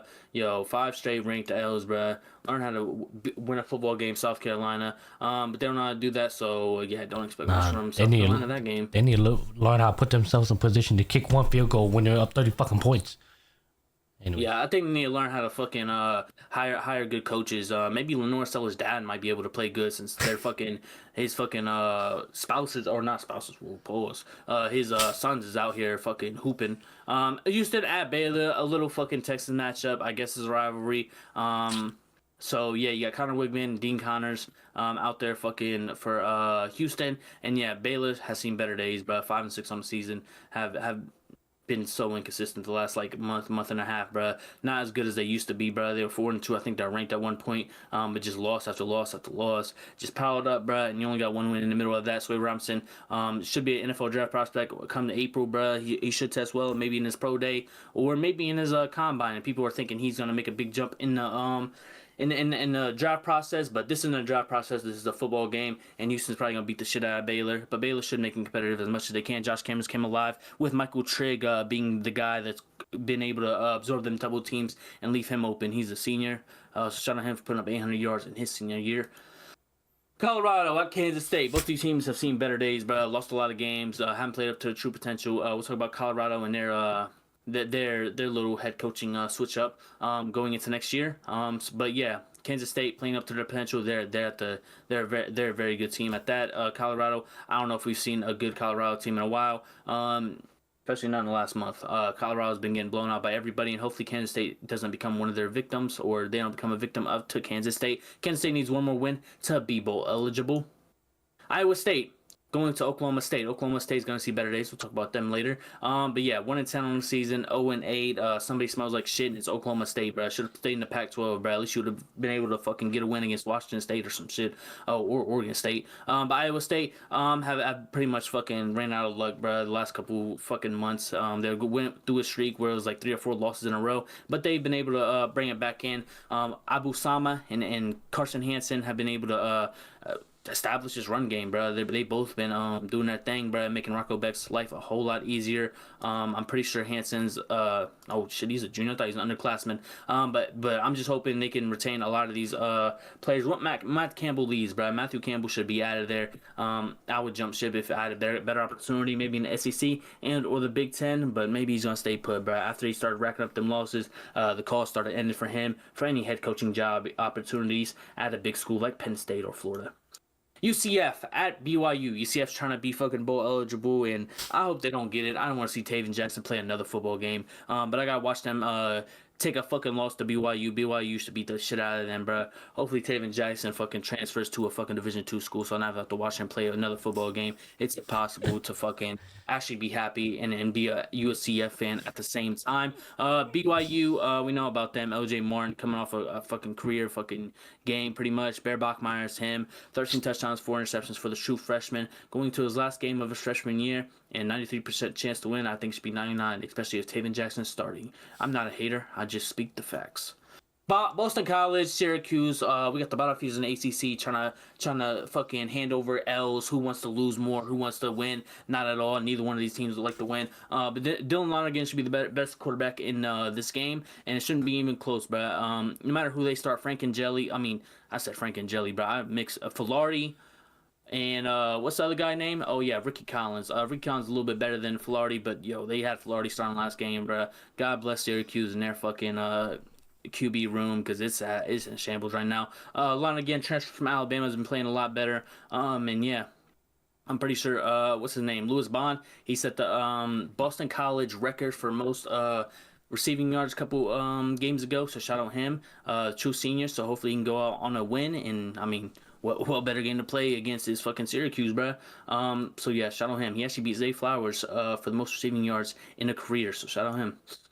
Oregon, number 6 in the country. Could lose, bro. I don't know why people not talking about this game like it's not a little bit of big deal, bro. When Damon Williams getting his bag, bro, he getting his bag. Jonah Coleman been on the IR, not on the IR, bro. This ain't the NFL. But he's been injured, bro. We don't know the status of him because it's fucking college. People don't know how to update their fucking injury reports. But Denzel Boston's out there. I'm pretty sure he's also been injured and banged up the last couple games.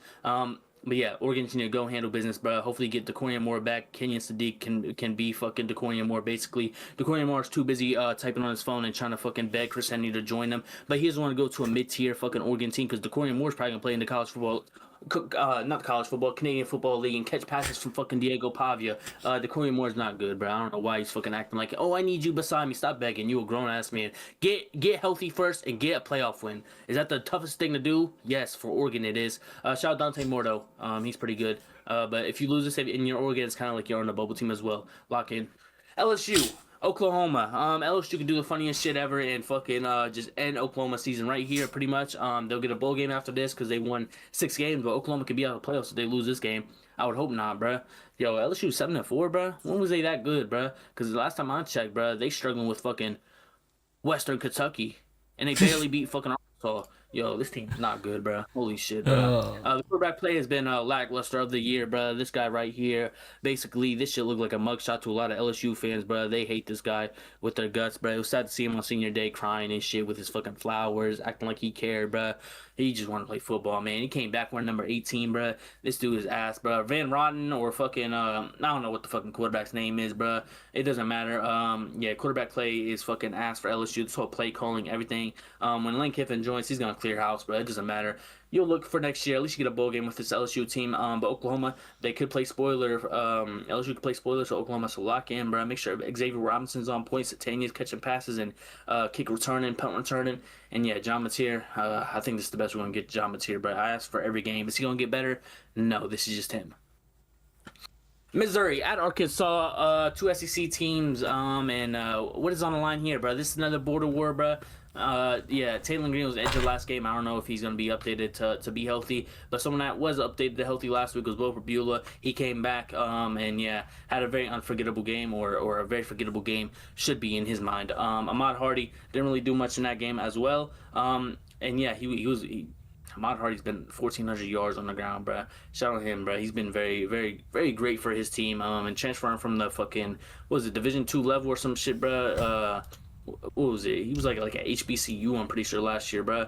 Yeah, fucking UL Monroe. Yeah, yo. Why they lose so many games, bro? Northwestern 42-7. Yo, Texas Tech. This was not even good, bro. What the fuck? Hey, where's Ahmad Hardy at? It's not last year. Oh, it's sitting last year's schedule. Oh shit, I was trying to pick up on a random game. Hang on. Let's go to a random Ahmad Hardy game to see how good he was. He had 1,300 yards last year. I could just game log it. Hang on, I like side quest, bro. Hang on. Like, not even that good. Damn, 200 yards against Marshall. 200 yards against, what is this, Arkansas State? Alright. Back to the 2-minute drill. I just want to see a side quest, bro. I want to see how good he was at UL Monroe, bro.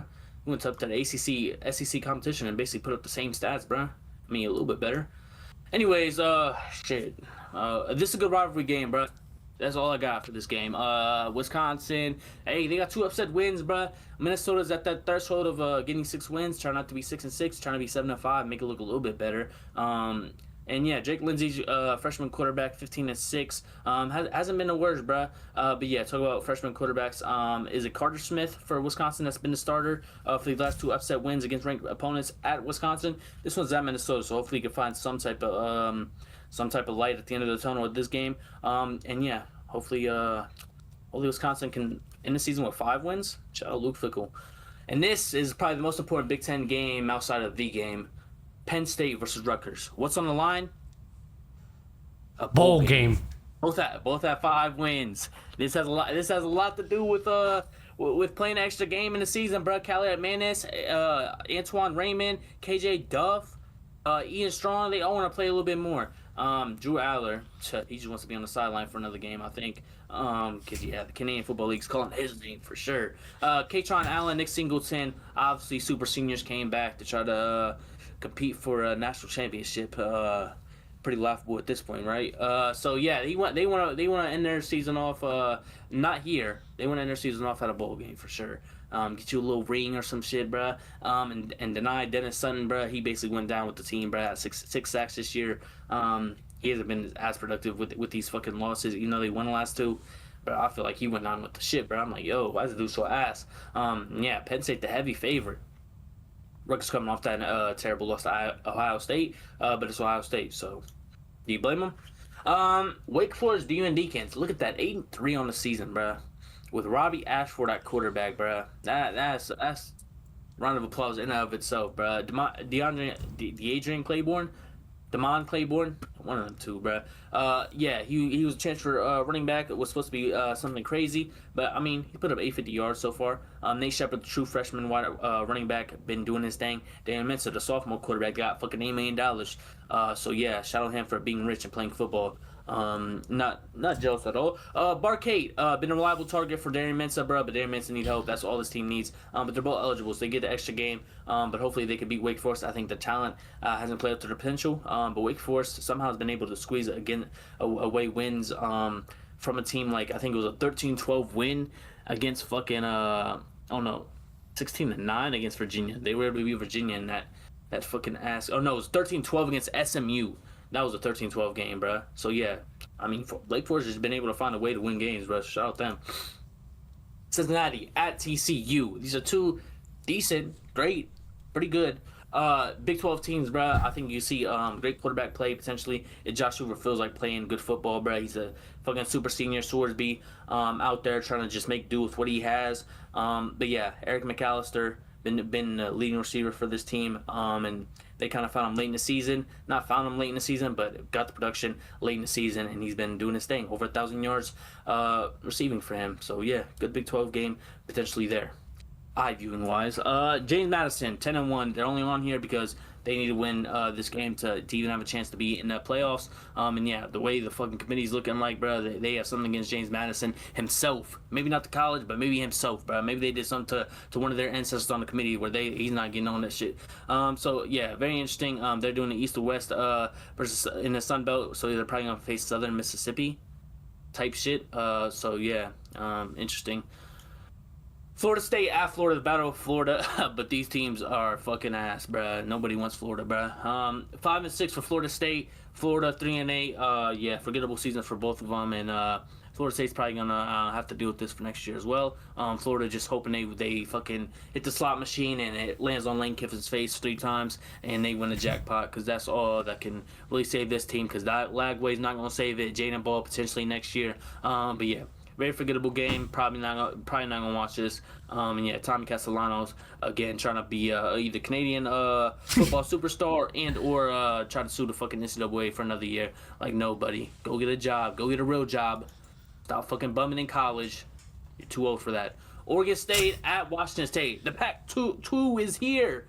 Yeah, Oregon State's 2-9, bro. One of the wins being against Washington State. Washington State lost last week to fucking James Madison, so that's where they're at. Washington State also got beat by another bubble team that's in the group of 5, and that's going to be North Texas. They got beat by 53 by North Texas, so that just shows how good North Texas is. Or does that show how ass Washington State is? I don't know. Washington State trying to be into a bowl game, bro. Malik Murphy's in his way, and that's not going to be hard to get past. But it was hard for them last time, I guess, so good luck to them. Probably not watching this game, maybe if it's a good game, but yeah, both these teams just got L's and W's scattered all over, bro. Hopefully the Pac-2 can be the Pac-12 and be relevant next year. Does the Pac-12 immediately become a what's it called, Power 5 team? Immediately expand that shit, or they gotta earn that shit? Honestly, I don't know. I'd probably say earn it, because I don't even think they have like capable fucking teams yet. In my opinion, I think they need kind of the splash type of, I don't want to say splash, but a solid, either they get numbers in terms of conference, or they just need a splash team to kind of fuck it. Like, yeah, it could work. You got Colorado State, New Mexico, San Diego State, Boise. Okay, he fell asleep on me. Okay. All right, let's move on from that bullshit. Yeah, Virginia Tech at Virginia. Virginia's ranked. If they go to the ACC Championship and win, they're in. The only problem is Virginia Tech's on their way. Cameron Jones, no. It shouldn't be that hard, but James Franklin's probably going to be on the sideline, bro. That's the scariest thing, and he's not even coaching. So, yeah, Virginia should be able to run through this. Chandler Morris playing well this season, bro. The only time they lost, one of the losses is going to be when Chandler Morris was out. So, yeah. Hopefully he stays in the game. Hopefully Cameron Jones stays in the game for Virginia's sake. But Cameron Jones is not a terrible quarterback, bro. We obviously know his head coaching, right? Right. Maryland at Michigan State. Somebody smells like shit in both of these teams, bro. How many fucking losses? 7 for Maryland. They're fucking ass, bro. Lost 7 in fucking a row, bro. If they don't fire their head coach, bro, I might just have to do it myself, bro. He might get fired from life. It's not a threat, bro. That's a promise. No, I'm lying. In GTA 5, of course, in GTA 5, bro. When GTA 6 coming out, it doesn't matter. Rambling, Michigan State. They got the freshman quarterback Milivojevic. I don't know how many syllables is that, but it's a lot, and it's a lot to remember. But I remembered it. So shout out to him. Yeah, Nick Marsh, 577 receiving yards.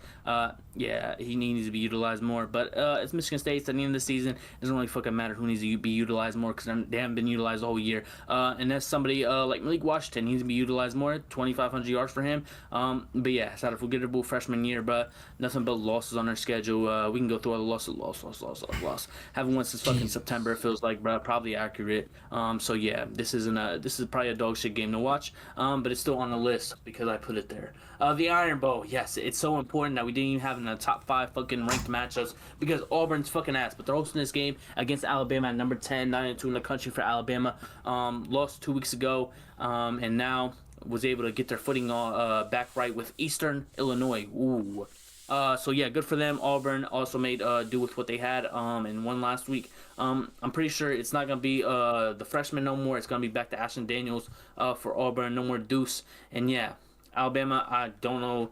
I mean, they should make it work with this, but I don't know, bro. Jeremiah Cobb, Cam Coleman's pretty good. But yeah, that run game for Alabama needs to establish one way or another, or they're gonna run to a team that has a run game and knows how to fucking play defense on your corners or on your wide receivers as corners, and you're gonna get beat. But yeah, Ty Simpson's not threw fucking 2 interceptions last week to get his interception total up to 4. He threw 2 interceptions against Eastern Illinois. Never forget that. But yeah, Auburn trying to get one more win to be bowl eligible. UCLA versus USC, the fight for Central California. Who wants Compton? UCLA 3-8, forgettable season for sure. Nico Iamaleava, it's him and Jaden Berger. I don't know who you want to fucking be a second, bro. Gilmer. Yeah, interesting name. Nico accounts for fucking 2,000 passing and rushing yards combined, bruh. We know how good USC is. They lost last week to Oregon by 14, but yeah, they 8-3 on the season, bro. Pretty good, bro. It's a night game at USC, so it's going to be very interesting to see if UCLA fans are going to travel. I would rather stay home and sleep if I was a UCLA fan, but that's just me. Charlotte 49ers at Tulane, number 24 team in the country. They're the highest ranked G5 team at this point. And yeah, 9-2, bro. I'm not the fucking committee, bro. I don't agree with this. But yeah, 49ers quarterback is wearing glasses, so I would doubt he wins. He looks like a nerd that'll probably do my homework for free just because I'll threaten him and take his lunch money. But yeah, that's who he is. 8 touchdowns, 7 interceptions. So yeah, he's not good at football. He's just there for the free education. So shout out him, 1-10, bro. This is the team that famously had Messmaker throw 600 yards on him, bro.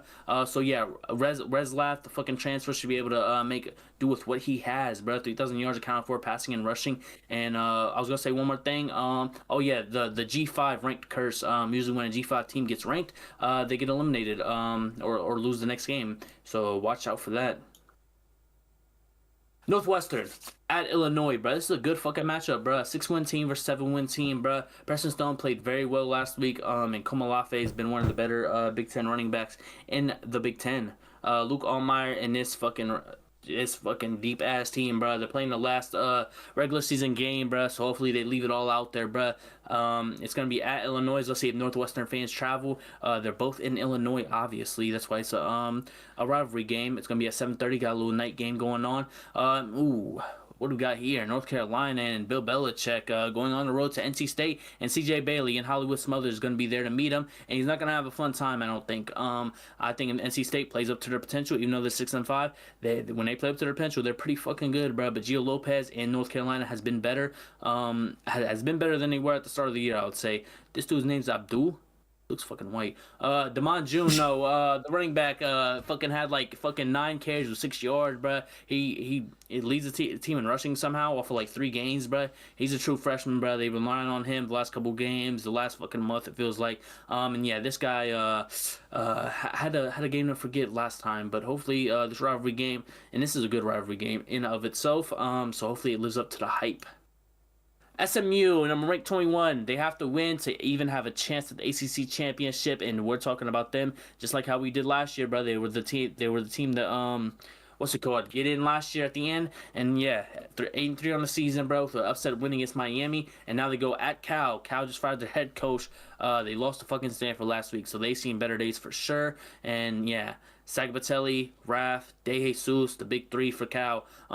Pretty decent in my opinion. But they got to go against the Hudson Hornet. TJ Hart and Kevin Jennings, bro. Another good big three. It's gonna be a very good matchup, bro. I want to see interesting football, and this is interesting football for sure. Last game, we got Notre Dame at Stanford. Yes, if Notre Dame loses, they're out of the playoffs, but it's fucking Stanford, so it's basically a bye week. Not to Cal, though. Cal lost to them last week, but yeah, CJ Carr, Jeremiah Love, Malachi Fields, fucking Faison, whoever you want to call at this receiver position. Yeah, and you got Jadaean Price as well in that backfield. Pretty fucking good lineup for Notre Dame. And yeah, Stanford's not going to see what's coming. And Andrew Luck's going to be on the sideline probably crying that his team is so ass because they're fucking ass. So hopefully they can take that NIL money, however much it is, get it all together and fucking pay somebody to fucking save this this dying franchise. That is Stanford football, because there was once a time where Christian McCaffrey was at this team and made them pretty fucking decent, bro. So hopefully they can get back to those times. 95% chance to win for Notre Dame. So yeah, but at least it's not a home game for them for the first time in forever. But it's at Stanford, so it doesn't matter. And that is the end of the One Eye On part of the podcast. Yes, there was a lot of talking because there was no bye weeks this week, and I had to yap it up. And there was a couple meaningless games, but hey, bro, it is what it is. Now we get to the news portion of the podcast. The news portion of the segment, or the news segment of the podcast, is brought to you by Eric Morris. He's getting hired to Oklahoma State. There's already rumors that Mestamaker is going to be going with him. And yeah, I would assume most of the fucking people that's at North Texas right now would just hop ship with him. Whoever Eric Morris says your name, hey, I got a paper with all your names on it. If your name's not on the paper, you're staying here. You're putting the fries in the bag. You're staying in North Texas, unfortunately. That's basically what I heard he's gonna do, bruh. Or he's gonna just get up at the start of class and just be like, Mastermaker, you're going. Wyatt Young, you're going. And if you don't hear your name, sit and stay after class, bruh. You're in detention, and you're gonna stay there while he fucking packs his bags and leaves North Texas. And yeah, it's a good hire for Oklahoma State. I mean, it has to be, bruh, because they're fucking ass. They're 1-10 this year. Better days are upon them. But yeah, North Texas, Eric Morris, he knows how to fucking find your next quarterback, bruh. He went to fucking what's that called, bruh? Ooh, I forget. Cam Ward basically was at a fucking D2 school, bruh, and Eric Morris was the fucking what's it called, the head coach there, and basically was able to fucking push Cam Ward up to Miami. And I mean, you seen fucking what Cam Ward did, his first overall pick, bruh. Don't see what he's doing in the NFL this year though. That's not what we need to talk about because Eric Morris is not there. But shout out Eric Morris, bro. He's I think only 40 years old, bro. He's been slowly like building his resume. He's been the Texas Tech fucking offensive coordinator when Patrick Mahomes was there and shit, bro. Like he has a crazy resume, and the 10-1 record for North Texas and Eric Morris is something that people need to take note of because this is the next, I think, big head coach for college football, bro. If he can, because it's just like him just going up. It's Infinite Ward. Is it Infinite Ward? Carnet Ward? Incarnate Ward. You sound familiar. That's the school he was at with Cam Ward and shit, bro. All I know is this dude's a QB whisperer, bro. That's basically what he's known as. And every level he goes to, he just becomes better and better. And now he's at the level where he's at Oklahoma State, bro. So this hire, and this is something that was kind of like the writing on the wall. With the lack of head coaches in college football at this moment that perform at a high level, someone like Oklahoma State could take a risk on Eric Morris. And I think it's a pretty easy risk, or a fucking, what's Smart. it called? A smart risk, or a fucking, I forget what it's called, bro. But yeah, it's something that, I mean, shit, Oklahoma State could do this, bro. And North Texas tried to extend, or they did extend Eric Morris in the middle of the season. I was like, this is a good move for North Texas, but they don't got Oklahoma State money. They don't got Power 4 money. So Oklahoma State threw him that bag, and he was like, of course, bro, of course. I'm gonna take my guys, and we're gonna go to Oklahoma State and compete in the Big 12. Is Oklahoma State in the Big 12? They're not relevant enough to be in another conference, bro. That's how bad they are. So yeah, how y'all feel about this? The new era of Oklahoma State football. I won't say it's like a low risk type of thing, but essentially kind of is like it's low risk, high reward. Yeah. It essentially is kind of. Don't think it's that. wouldn't phrase it like that. I wouldn't, because when I think of low risk, high reward, I'm thinking like it's got to be the most like don't like crazy steal type of low risk type of reward. I think this is more of like a bro. You can't go wrong with this. Like even per se, like you only get 5 wins. I feel like that's such a big improvement compared to how they were this year. And you could build off of that too. Especially how fucking the coach has been. Like I mean, you just said like he's the guy who fucking whispered Cam Ward to fucking basically go to D1. And then he whispered, you got to come on, he whispered John Mateer too. Because Cam Ward and John Mateer were on the same team. Say that. Yeah, Washington State. Yeah, they're on the same team. So, like, bro, this motherfucker just knows how to talk. And now he has fucking Maker, I think that's his name. Like, bro, yeah. Dude, at this point, bro, you're about to see some random ass name and assume a crazy good quarterback, bro, probably throw 80 yards down the field, fucking flat-footed, something. I don't know. Yeah. So the thing with Maker, he's a true freshman. So he got years on him. So he's show.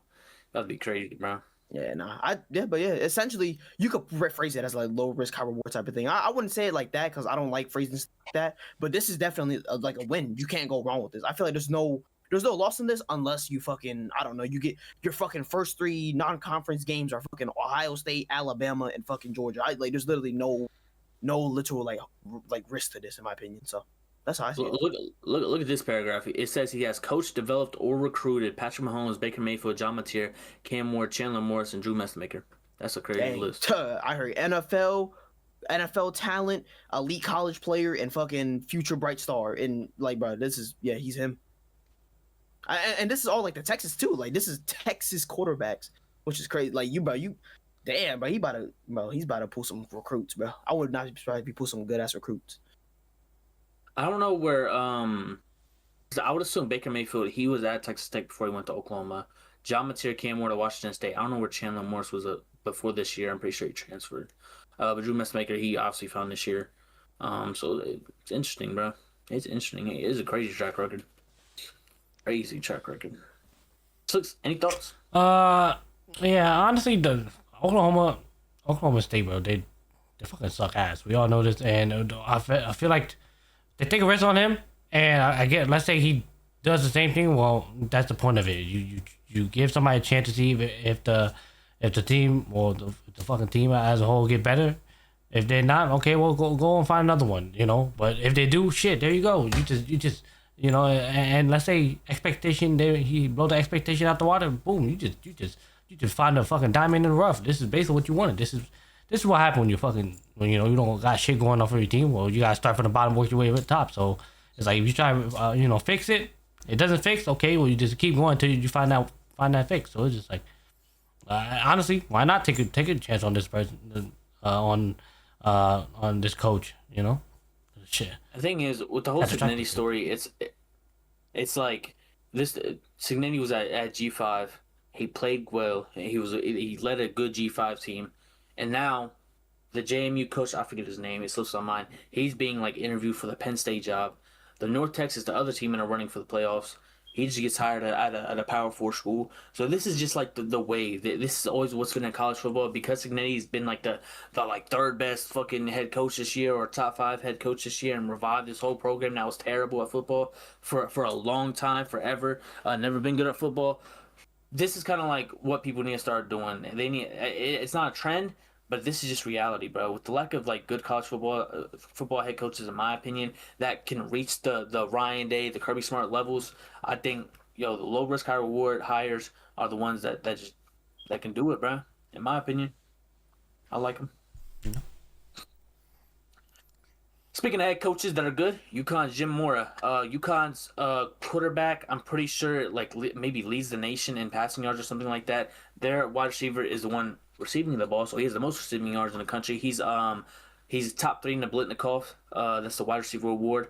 Jeremiah Smith, Mekhi Lemon, the other 2 wide receivers in there. So elite company. Again, high-powered offense. He gets hired at Colorado State now. He basically told the team that he's leaving to Colorado State and going to become their new head coach. Colorado State, I'm pretty sure, is going to join the Pac-12. I forget the Pac-12 teams and who's going to be in there next year. But yeah, it looked like Colorado State's trying to compete immediately when they hit the Pac-12, and Jim Moore is going to be the guy. And where? Oh, never mind. It's UConn, Jim Moore. UConn. Yeah. UConn beat Duke about a couple weeks ago, too.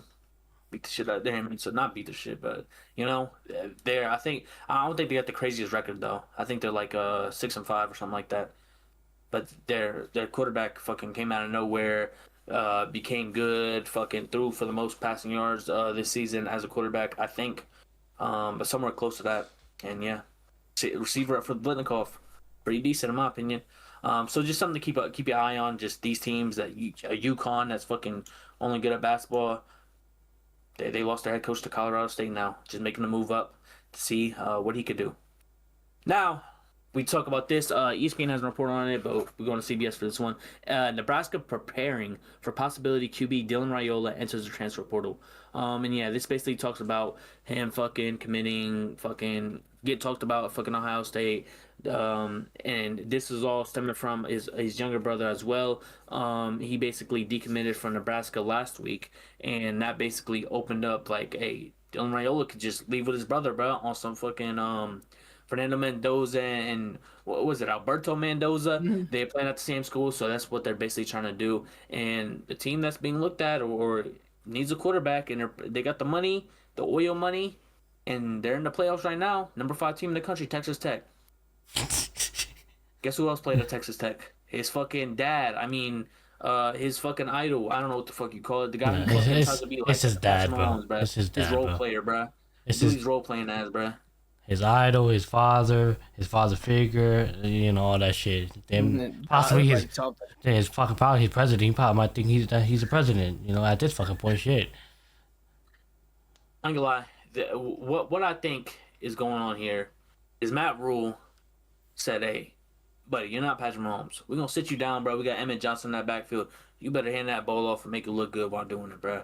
And he didn't like that for the last couple games, bro. He got injured. It is what it is. And now he's like reconsidering, like, man, I don't want to go to my last season, bro. Even though Emmett Johnson, I don't think he's gonna be back. I don't know what. I think it might be a junior or senior, bro. It doesn't matter, bro. He's going to the draft. He should go to the draft. But it's kind of like, do I want to risk next year, my fucking junior year, coming back here and not being what I planned out to be? And is TJ Lateef actually playing good in a couple of these games? And I might, be benched or fucking hit a fucking Garrett Nussmeier on their ass. So I think he wants to go somewhere where it's kind of like he can do whatever he wants, bro. And I'm not saying Texas Tech is where you're going to be able to do what you want, but he wants to, I don't know, bro. He has a way of playing football that's very interesting. And if he doesn't want to develop or just try to like think his way is winning, bro. I don't know if it's an ego thing, bro. I don't want to like. Just from what I've watched this year, bro, it's like, yo, this dude holds on to the ball too long. He tries to make a fucking Patrick Mahomes-esque play, and it either ends in a sack or ends up in a fucking crazy play, or it leads to fucking nothing. And you fucking throw the ball away, and it's another incompletion, or it's an interception, bro. That's what happened when they lost the team up north early in the season, bro. It was him holding on to the ball too long, and Team up north knows how to get after the quarterback, and that's what happened. That's all I take from this, bro. Because Matt Rule's a good fucking head coach. Hence why Nebraska paid him in the middle of the season when the whole head coaching Penn State shit was going on, because they want to make sure his hat is not in that, or his name is not in that hat. So, yeah, that's how I look at it, bro. Yo, got anything? Man, honestly, I'm not even sure. I like the theory just because it's something. Because to me, when I saw this, I was like, I mean, I guess. I mean, you're okay. So this upcoming years, and it's like, okay, I could understand, potentially I could see it in terms of a result thing. Like, okay, you're not getting what you want at Nebraska, even though you did some stuff. Go to a switch team, like new team, and you use your talent somewhere else, and you definitely pull some more things. To the Texas Tech thing, I'm like, the whole Mahomes stuff came out. I ain't gonna lie, I kind of laughed about that shit too. I was like, yeah, the Mahomes thing is funny. But overall, though, who knows? I mean, we know the dude has fucking talent. It's just, can he hone that? Like, tone it down and like hone it and use it for the right things and like use it correctly, essentially. So can he be controlled, bro? That's what I want. I want a more controlled Dylan Raiola when he's on the field. Yeah, literally. So yeah, I don't know. Yeah, this Dylan seems like he want to go somewhere. He guarantees, like, hey, am I starting for your team? Yeah, we got you. I bet. That's all he needs. I felt like that's what it was, the reason why he kind of went to with Nebraska. Matt Rule's like, in that family tree. So he's like, hey, I'm gonna come into Ohio State, right? Good, but they got some some depth in that room. I don't know if I'm gonna be able to even be that number one guy. I don't know if I'm even gonna be the number two guy. Can you guarantee me a spot in your team? Yeah, I got you. I bet. I can decommit going to you, and then that's where you've been at since. And due to the fact that he basically has that upper hand. That's what it seems like. It's like, hey, I'm coming to you. I should get this start, so I feel like I should be able to do what I want. That's what the energy I get from it. Obviously, maybe it's not, and it's just like whatever Matt Rule tried calling up, Dylan Roller just don't fit it. He had different ideologies or something, but from at least outside looking in, energy wise, that's what I feel from that camp. But yeah, so if Dylan Roller was to transfer, I feel like he's going to somewhere that he knows he's going to guarantee beat out whoever's there, or has a promising offense and just know the coach is gonna give me that start right there. I don't see him joining like a deep fucking quarterback room, obviously, because he's in his junior year. So what team does that leave him to join? I really don't know. All right, slight intermission, but we're back and we had time to think about Dylan Raiola's potential landing spots. VJ, would you like to present our hypothesis of where you could go? Nah, me and Cam was talking after a little intermission, it was definitely some good talk about it, and we came, I think, with the three teams. I think I'll go by least to most in terms of like fit per se. I think the least one, and I think, but it's doable, Virginia Tech. I think that one was definitely the James Franklin coming over, rebuilding a new team. ACC. Yeah, but like, bro, that could be a great one right there. Honestly, the second team and the one that honestly we've all been speaking on, Texas Tech. Obviously, that one was straightforward. Good connections. You already know by how. So it's like, all right, through and through. But the third one that me and him went to conclusion on, and low key, I was fucking hyped and gassed up, and fucking we were low key just fucking talking about it heavy. Tennessee. Hey, man, Joey Aguilar, he's on fucking 20 years of college football, sometime you got to go. So eventually, hey, man, opening spot, Tennessee's always a good pipeline for some receiving core, got a good offense, especially with the style they have with the spread. Raiola could eat right there, man. So I think that's definitely, all the spots, at least us three, unless what me and Cam talk about the three spots, but I think the Tennessee one is definitely lucrative if it opens up.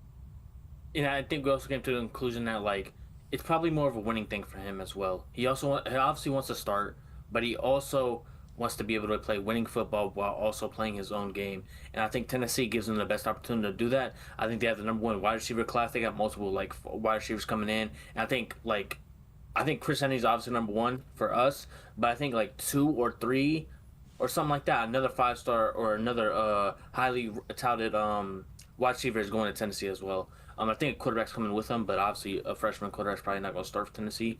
It doesn't necessarily just because he's a freshman he's not starting, but likelihood is probably lower, and Dylan Raiola could go in there and start this year and maybe next year, and then the freshman could get the keys after that, redshirt his first year, and then be able to play as a redshirt junior, right? Redshirt sophomore or some shit. His third year. Yeah. Which he would have 3 years of eligibility left after that. So that was a perfect fit for us. Virginia Tech kind of it was just one of the things where it's he could jump into ACC and James Franklin immediately has a quarterback that he can rely on to a certain degree. And then obviously Texas Tech, a highly touted fucking team that can just needs a quarterback to just plug in, pay, and get him out the way, bro. And they're gonna have to transfer portal just as hard as they did last year, if not harder, bro, because they got money, they're getting wins under their belt, and they're proven kind of now that they can do something, and they're most likely in the running for winning this Big 12 and has a big favorite to hit these playoffs and potentially win some games, meaningful games now. So. Yeah, that was the whole Dylan Raiola saga, and again, things like this are gonna just start popping up more normally now. It's just Nebraska and Dylan Raiola is the first one to really be a big name to most likely it has a possibility of hitting the portal. So yeah, there's that. All right, I talked about the coaches at Colorado not doing their job. Marshall Faulk, I'm not saying he's one of them. First year head coach, obviously a former player, was the running back coach for Colorado, and now he's taking the head coaching job of a Southern University, which I'm pretty sure is HBCU in his home, not city but state of Louisiana. I'm pretty sure it was something along them lines. And yeah, Faulk, 52 years old. First year of head coaching was this year, and now he's kind of I feel like Michael Welch and the running back room in Colorado has been lackluster. And I'm not saying it's his fault. He's a first year fucking head coach, and he was a running back coach, but now he's the chance to control his own team. I think he's jump starting a little bit. I think he should get more years under your belt as a head coach, but it is what it is, bro. Do what you do, man. How y'all feel about it? Ooh, First domino many potentially. I mean, yeah, for sure. I mean, I think it's a good. I won't say it's a good start. You know, you could potentially, like I said, you could put more and more years into it to be a coach per se. But I think for something to build up, I think with his past history, I mean, he's a fucking Hall of Famer. I'm pretty sure. So, like no way he shouldn't be. So, I feel like his resume alone, in terms of like experience, obviously can translate very well. And you know, he's doing it at the HBCU level, which is, in my opinion, at least for him, I think that's a step too high. I thought he should maybe go to high school level. I think high school level would have been perfect for him to, you know, just get something and then work your way up like step by step. Because you know, head coaching is you're basically, this is your whole shit. You basically turn from I only got a piece of the pie to now you get the whole pie. I think it's a big step through. So, very, very, very. I mean, I definitely congratulate him for it, because it could be a turning point in terms of potentially his career, and I wouldn't doubt it in any way, shape, or form. So I definitely would be interested to see this. Obviously, you know, I'm not gonna keep fucking my eye tracked on a fucking phone on the HBCU every 2 seconds, but I would assume eventually they'll throw out some news here and there, like, oh my gosh, you said it was Southern University is what it's called? Yeah. Like, I want to be like, I would like to hear, you know, the HBU, like whatever the conference they're in, is going to the championship and by fucking whatever year head coach Marshall Faulk. I would love to hear that. That would be a great fucking story, and especially a good way for him to build up his resume. And the thing is, I think it's like a Michael Vick situation. Michael Vick's a former player, and I think it was what's the other one, man? First year head coach. Deshaun Jackson, I think.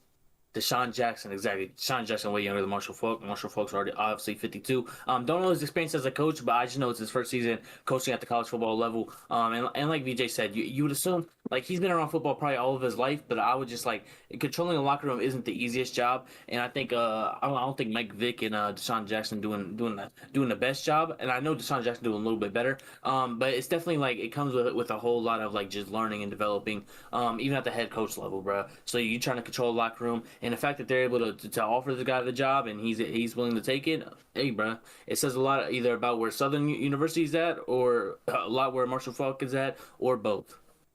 Six, anything? Nope. This is basically how just like coaching really starts. You got No. Oh. No way, bro. Oh, hello. It's flash stepping. Oh, you're good. It's flash stepping. It's flash stepping. Am I good, bro? On my end, I'm good, bro. On my end, I'm good, bro.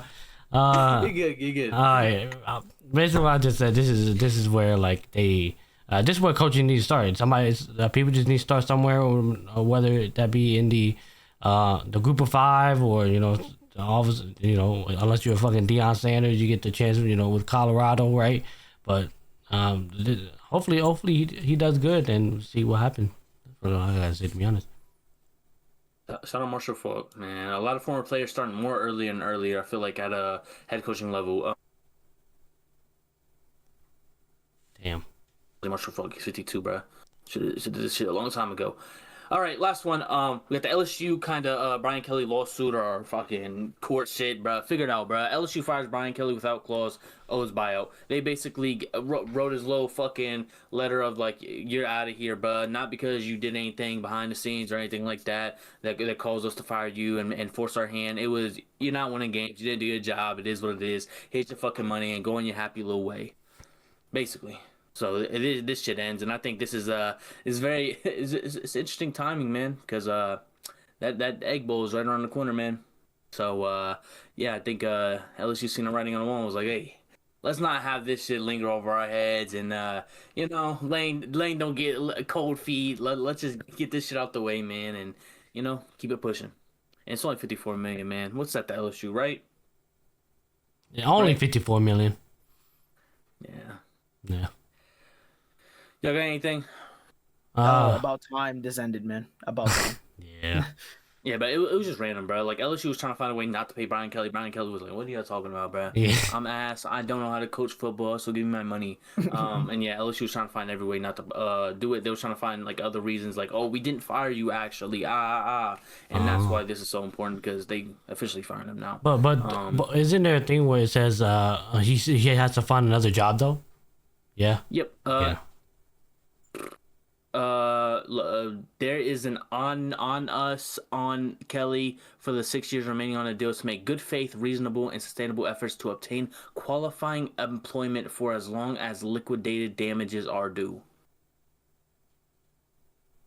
Long words, big ass sentence. He basically got to find a job, bro. Go to your fucking local grocery store and start fucking putting the fries in the bag, putting the groceries in the bag, man.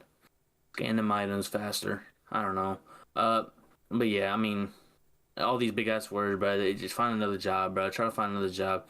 Oh, let me just coach at the fucking FCS level or some shit, bro, and just fucking do that bullshit and get paid fucking $100,000 a year, bro. And then these guys are paying the rest of the shits. So that's all it is. I mean, Brian Kelly's low-key like underrated. I mean, I don't know how much he fucking cares about getting another job, but I could see a fucking bro, a UAB, you know, like someone that doesn't give a fuck, and it just matters how much Kelly actually fucking cares. This obviously is a bad taste in a lot of people's mouths, pause, but I mean, shit, fucking Maryland, yo, imagine Maryland getting Brian Kelly, like holy shit, please do something. Hey, could be something. But that's if Maryland wants to give up. I mean, shit, they already announced that. Saying, who knows?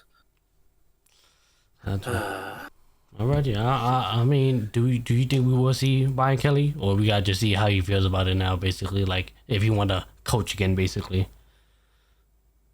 Good faith, reasonable, and sustained Oh, efforts. technically, you gotta for the find next another 6 job. years. He's got to find another job. You see Is what that- happened with is that- Last is guy? that- that guy found a job? It quickly. has to be a coaching job, or does it have to be like, you know what, like, okay, it could be like a fucking sports analysis or something like that? Okay, Yeah, okay, yeah, alright. Okay. yeah. It's employment. Okay. So the next 6 years. So you could be flipping you gotta sign burgers up for and it 6 years. counts. I mean, Obviously, a millionaire not doing that. I'm just saying for example, right? By technicality, by guess, technicality, bro. I'm pretty sure. Yeah, I mean, Okay, a job's okay. a job. Yeah, okay, A job's okay. a job, I'm Okay. assuming. Okay. All right. With that being said, we all good. We all wrapped up. Any final thoughts? are you good? I hope so, bro. That's why I'm trying to wrap this shit up so it don't happen, bro. Yeah. If anything, I'm gonna close this shit out by myself. If it comes down to it, bro. I'm not gonna We lie, dropping bro. this still today? Yeah, I'm gonna try to. Yeah, it should. Happy Thanksgiving to all. Yeah, happy Thanksgiving. Happy Yeah. Thanksgiving. Make sure you eat good, hang out with family, friends, and yeah. Stay off your phone, man. You better be watching this like after you get home, after you took your leftovers. Like, no phones at the table. And if you're sitting at the little kid's table, I don't know why you have a phone. You're a fucking little kid, bruh. Lock in. But if you are watching Thanksgiving, you should make sure you should like and subscribe, of course. Never forget Nah, that. I ain't gonna lie. If you want to watch this, just put us on the big screen, bruh. Hey, Yeah, hey, just- shout out mom. Yeah. Hi, mom. I grandma. Hello, Grandma can't hello, hear me. She auntie. has a hearing aid in. Hello, Unc. What's good, Unc? What's up, fucking nephews Start and saying nieces? random Yeah. What's good, Jack? How you doing, Jack? Jack, you eating your greens? No. All right, let's wrap this shit Who up. made the green bean casserole, bro? This shit is ass. No one's eating this shit. I'm married. Nobody's eating those, bro. No, but I don't know why you brought that shit, bro. Put that shit away. Oop. Mind your language. Mind your language. I'm sorry. It's too late for that. If you already had it anyway, then, yeah, let's wrap this shit up. Just start spamming Yeah. shit. Yeah. All right. Yeah. Usually we would be live for Thursday, but obviously it's Thanksgiving Day, so it seems like that's not going to happen. So, like I said, from all of us to your family, happy Thanksgiving to those who celebrate it. But yeah, we're gonna wrap it up here. This has been a One Foot In podcast. This is a longer one than usual, but this comes with it. What are we at? We had 2 hours. Damn. So it comes with the territory. Some days will be shorter, some days are longer, and the one of those days is today. But with that being said, hey, consider if you got made to the end of the video, impressive you made it to the end of the video. Go down there in the description. Consider clicking that subscribe button if you haven't already. If you're new to the channel, but also since you're out there, also consider clicking that love button as well, as it help out the channel a lot. But other than that, we appreciate all the love support. We catch you guys when we catch you next. Peace.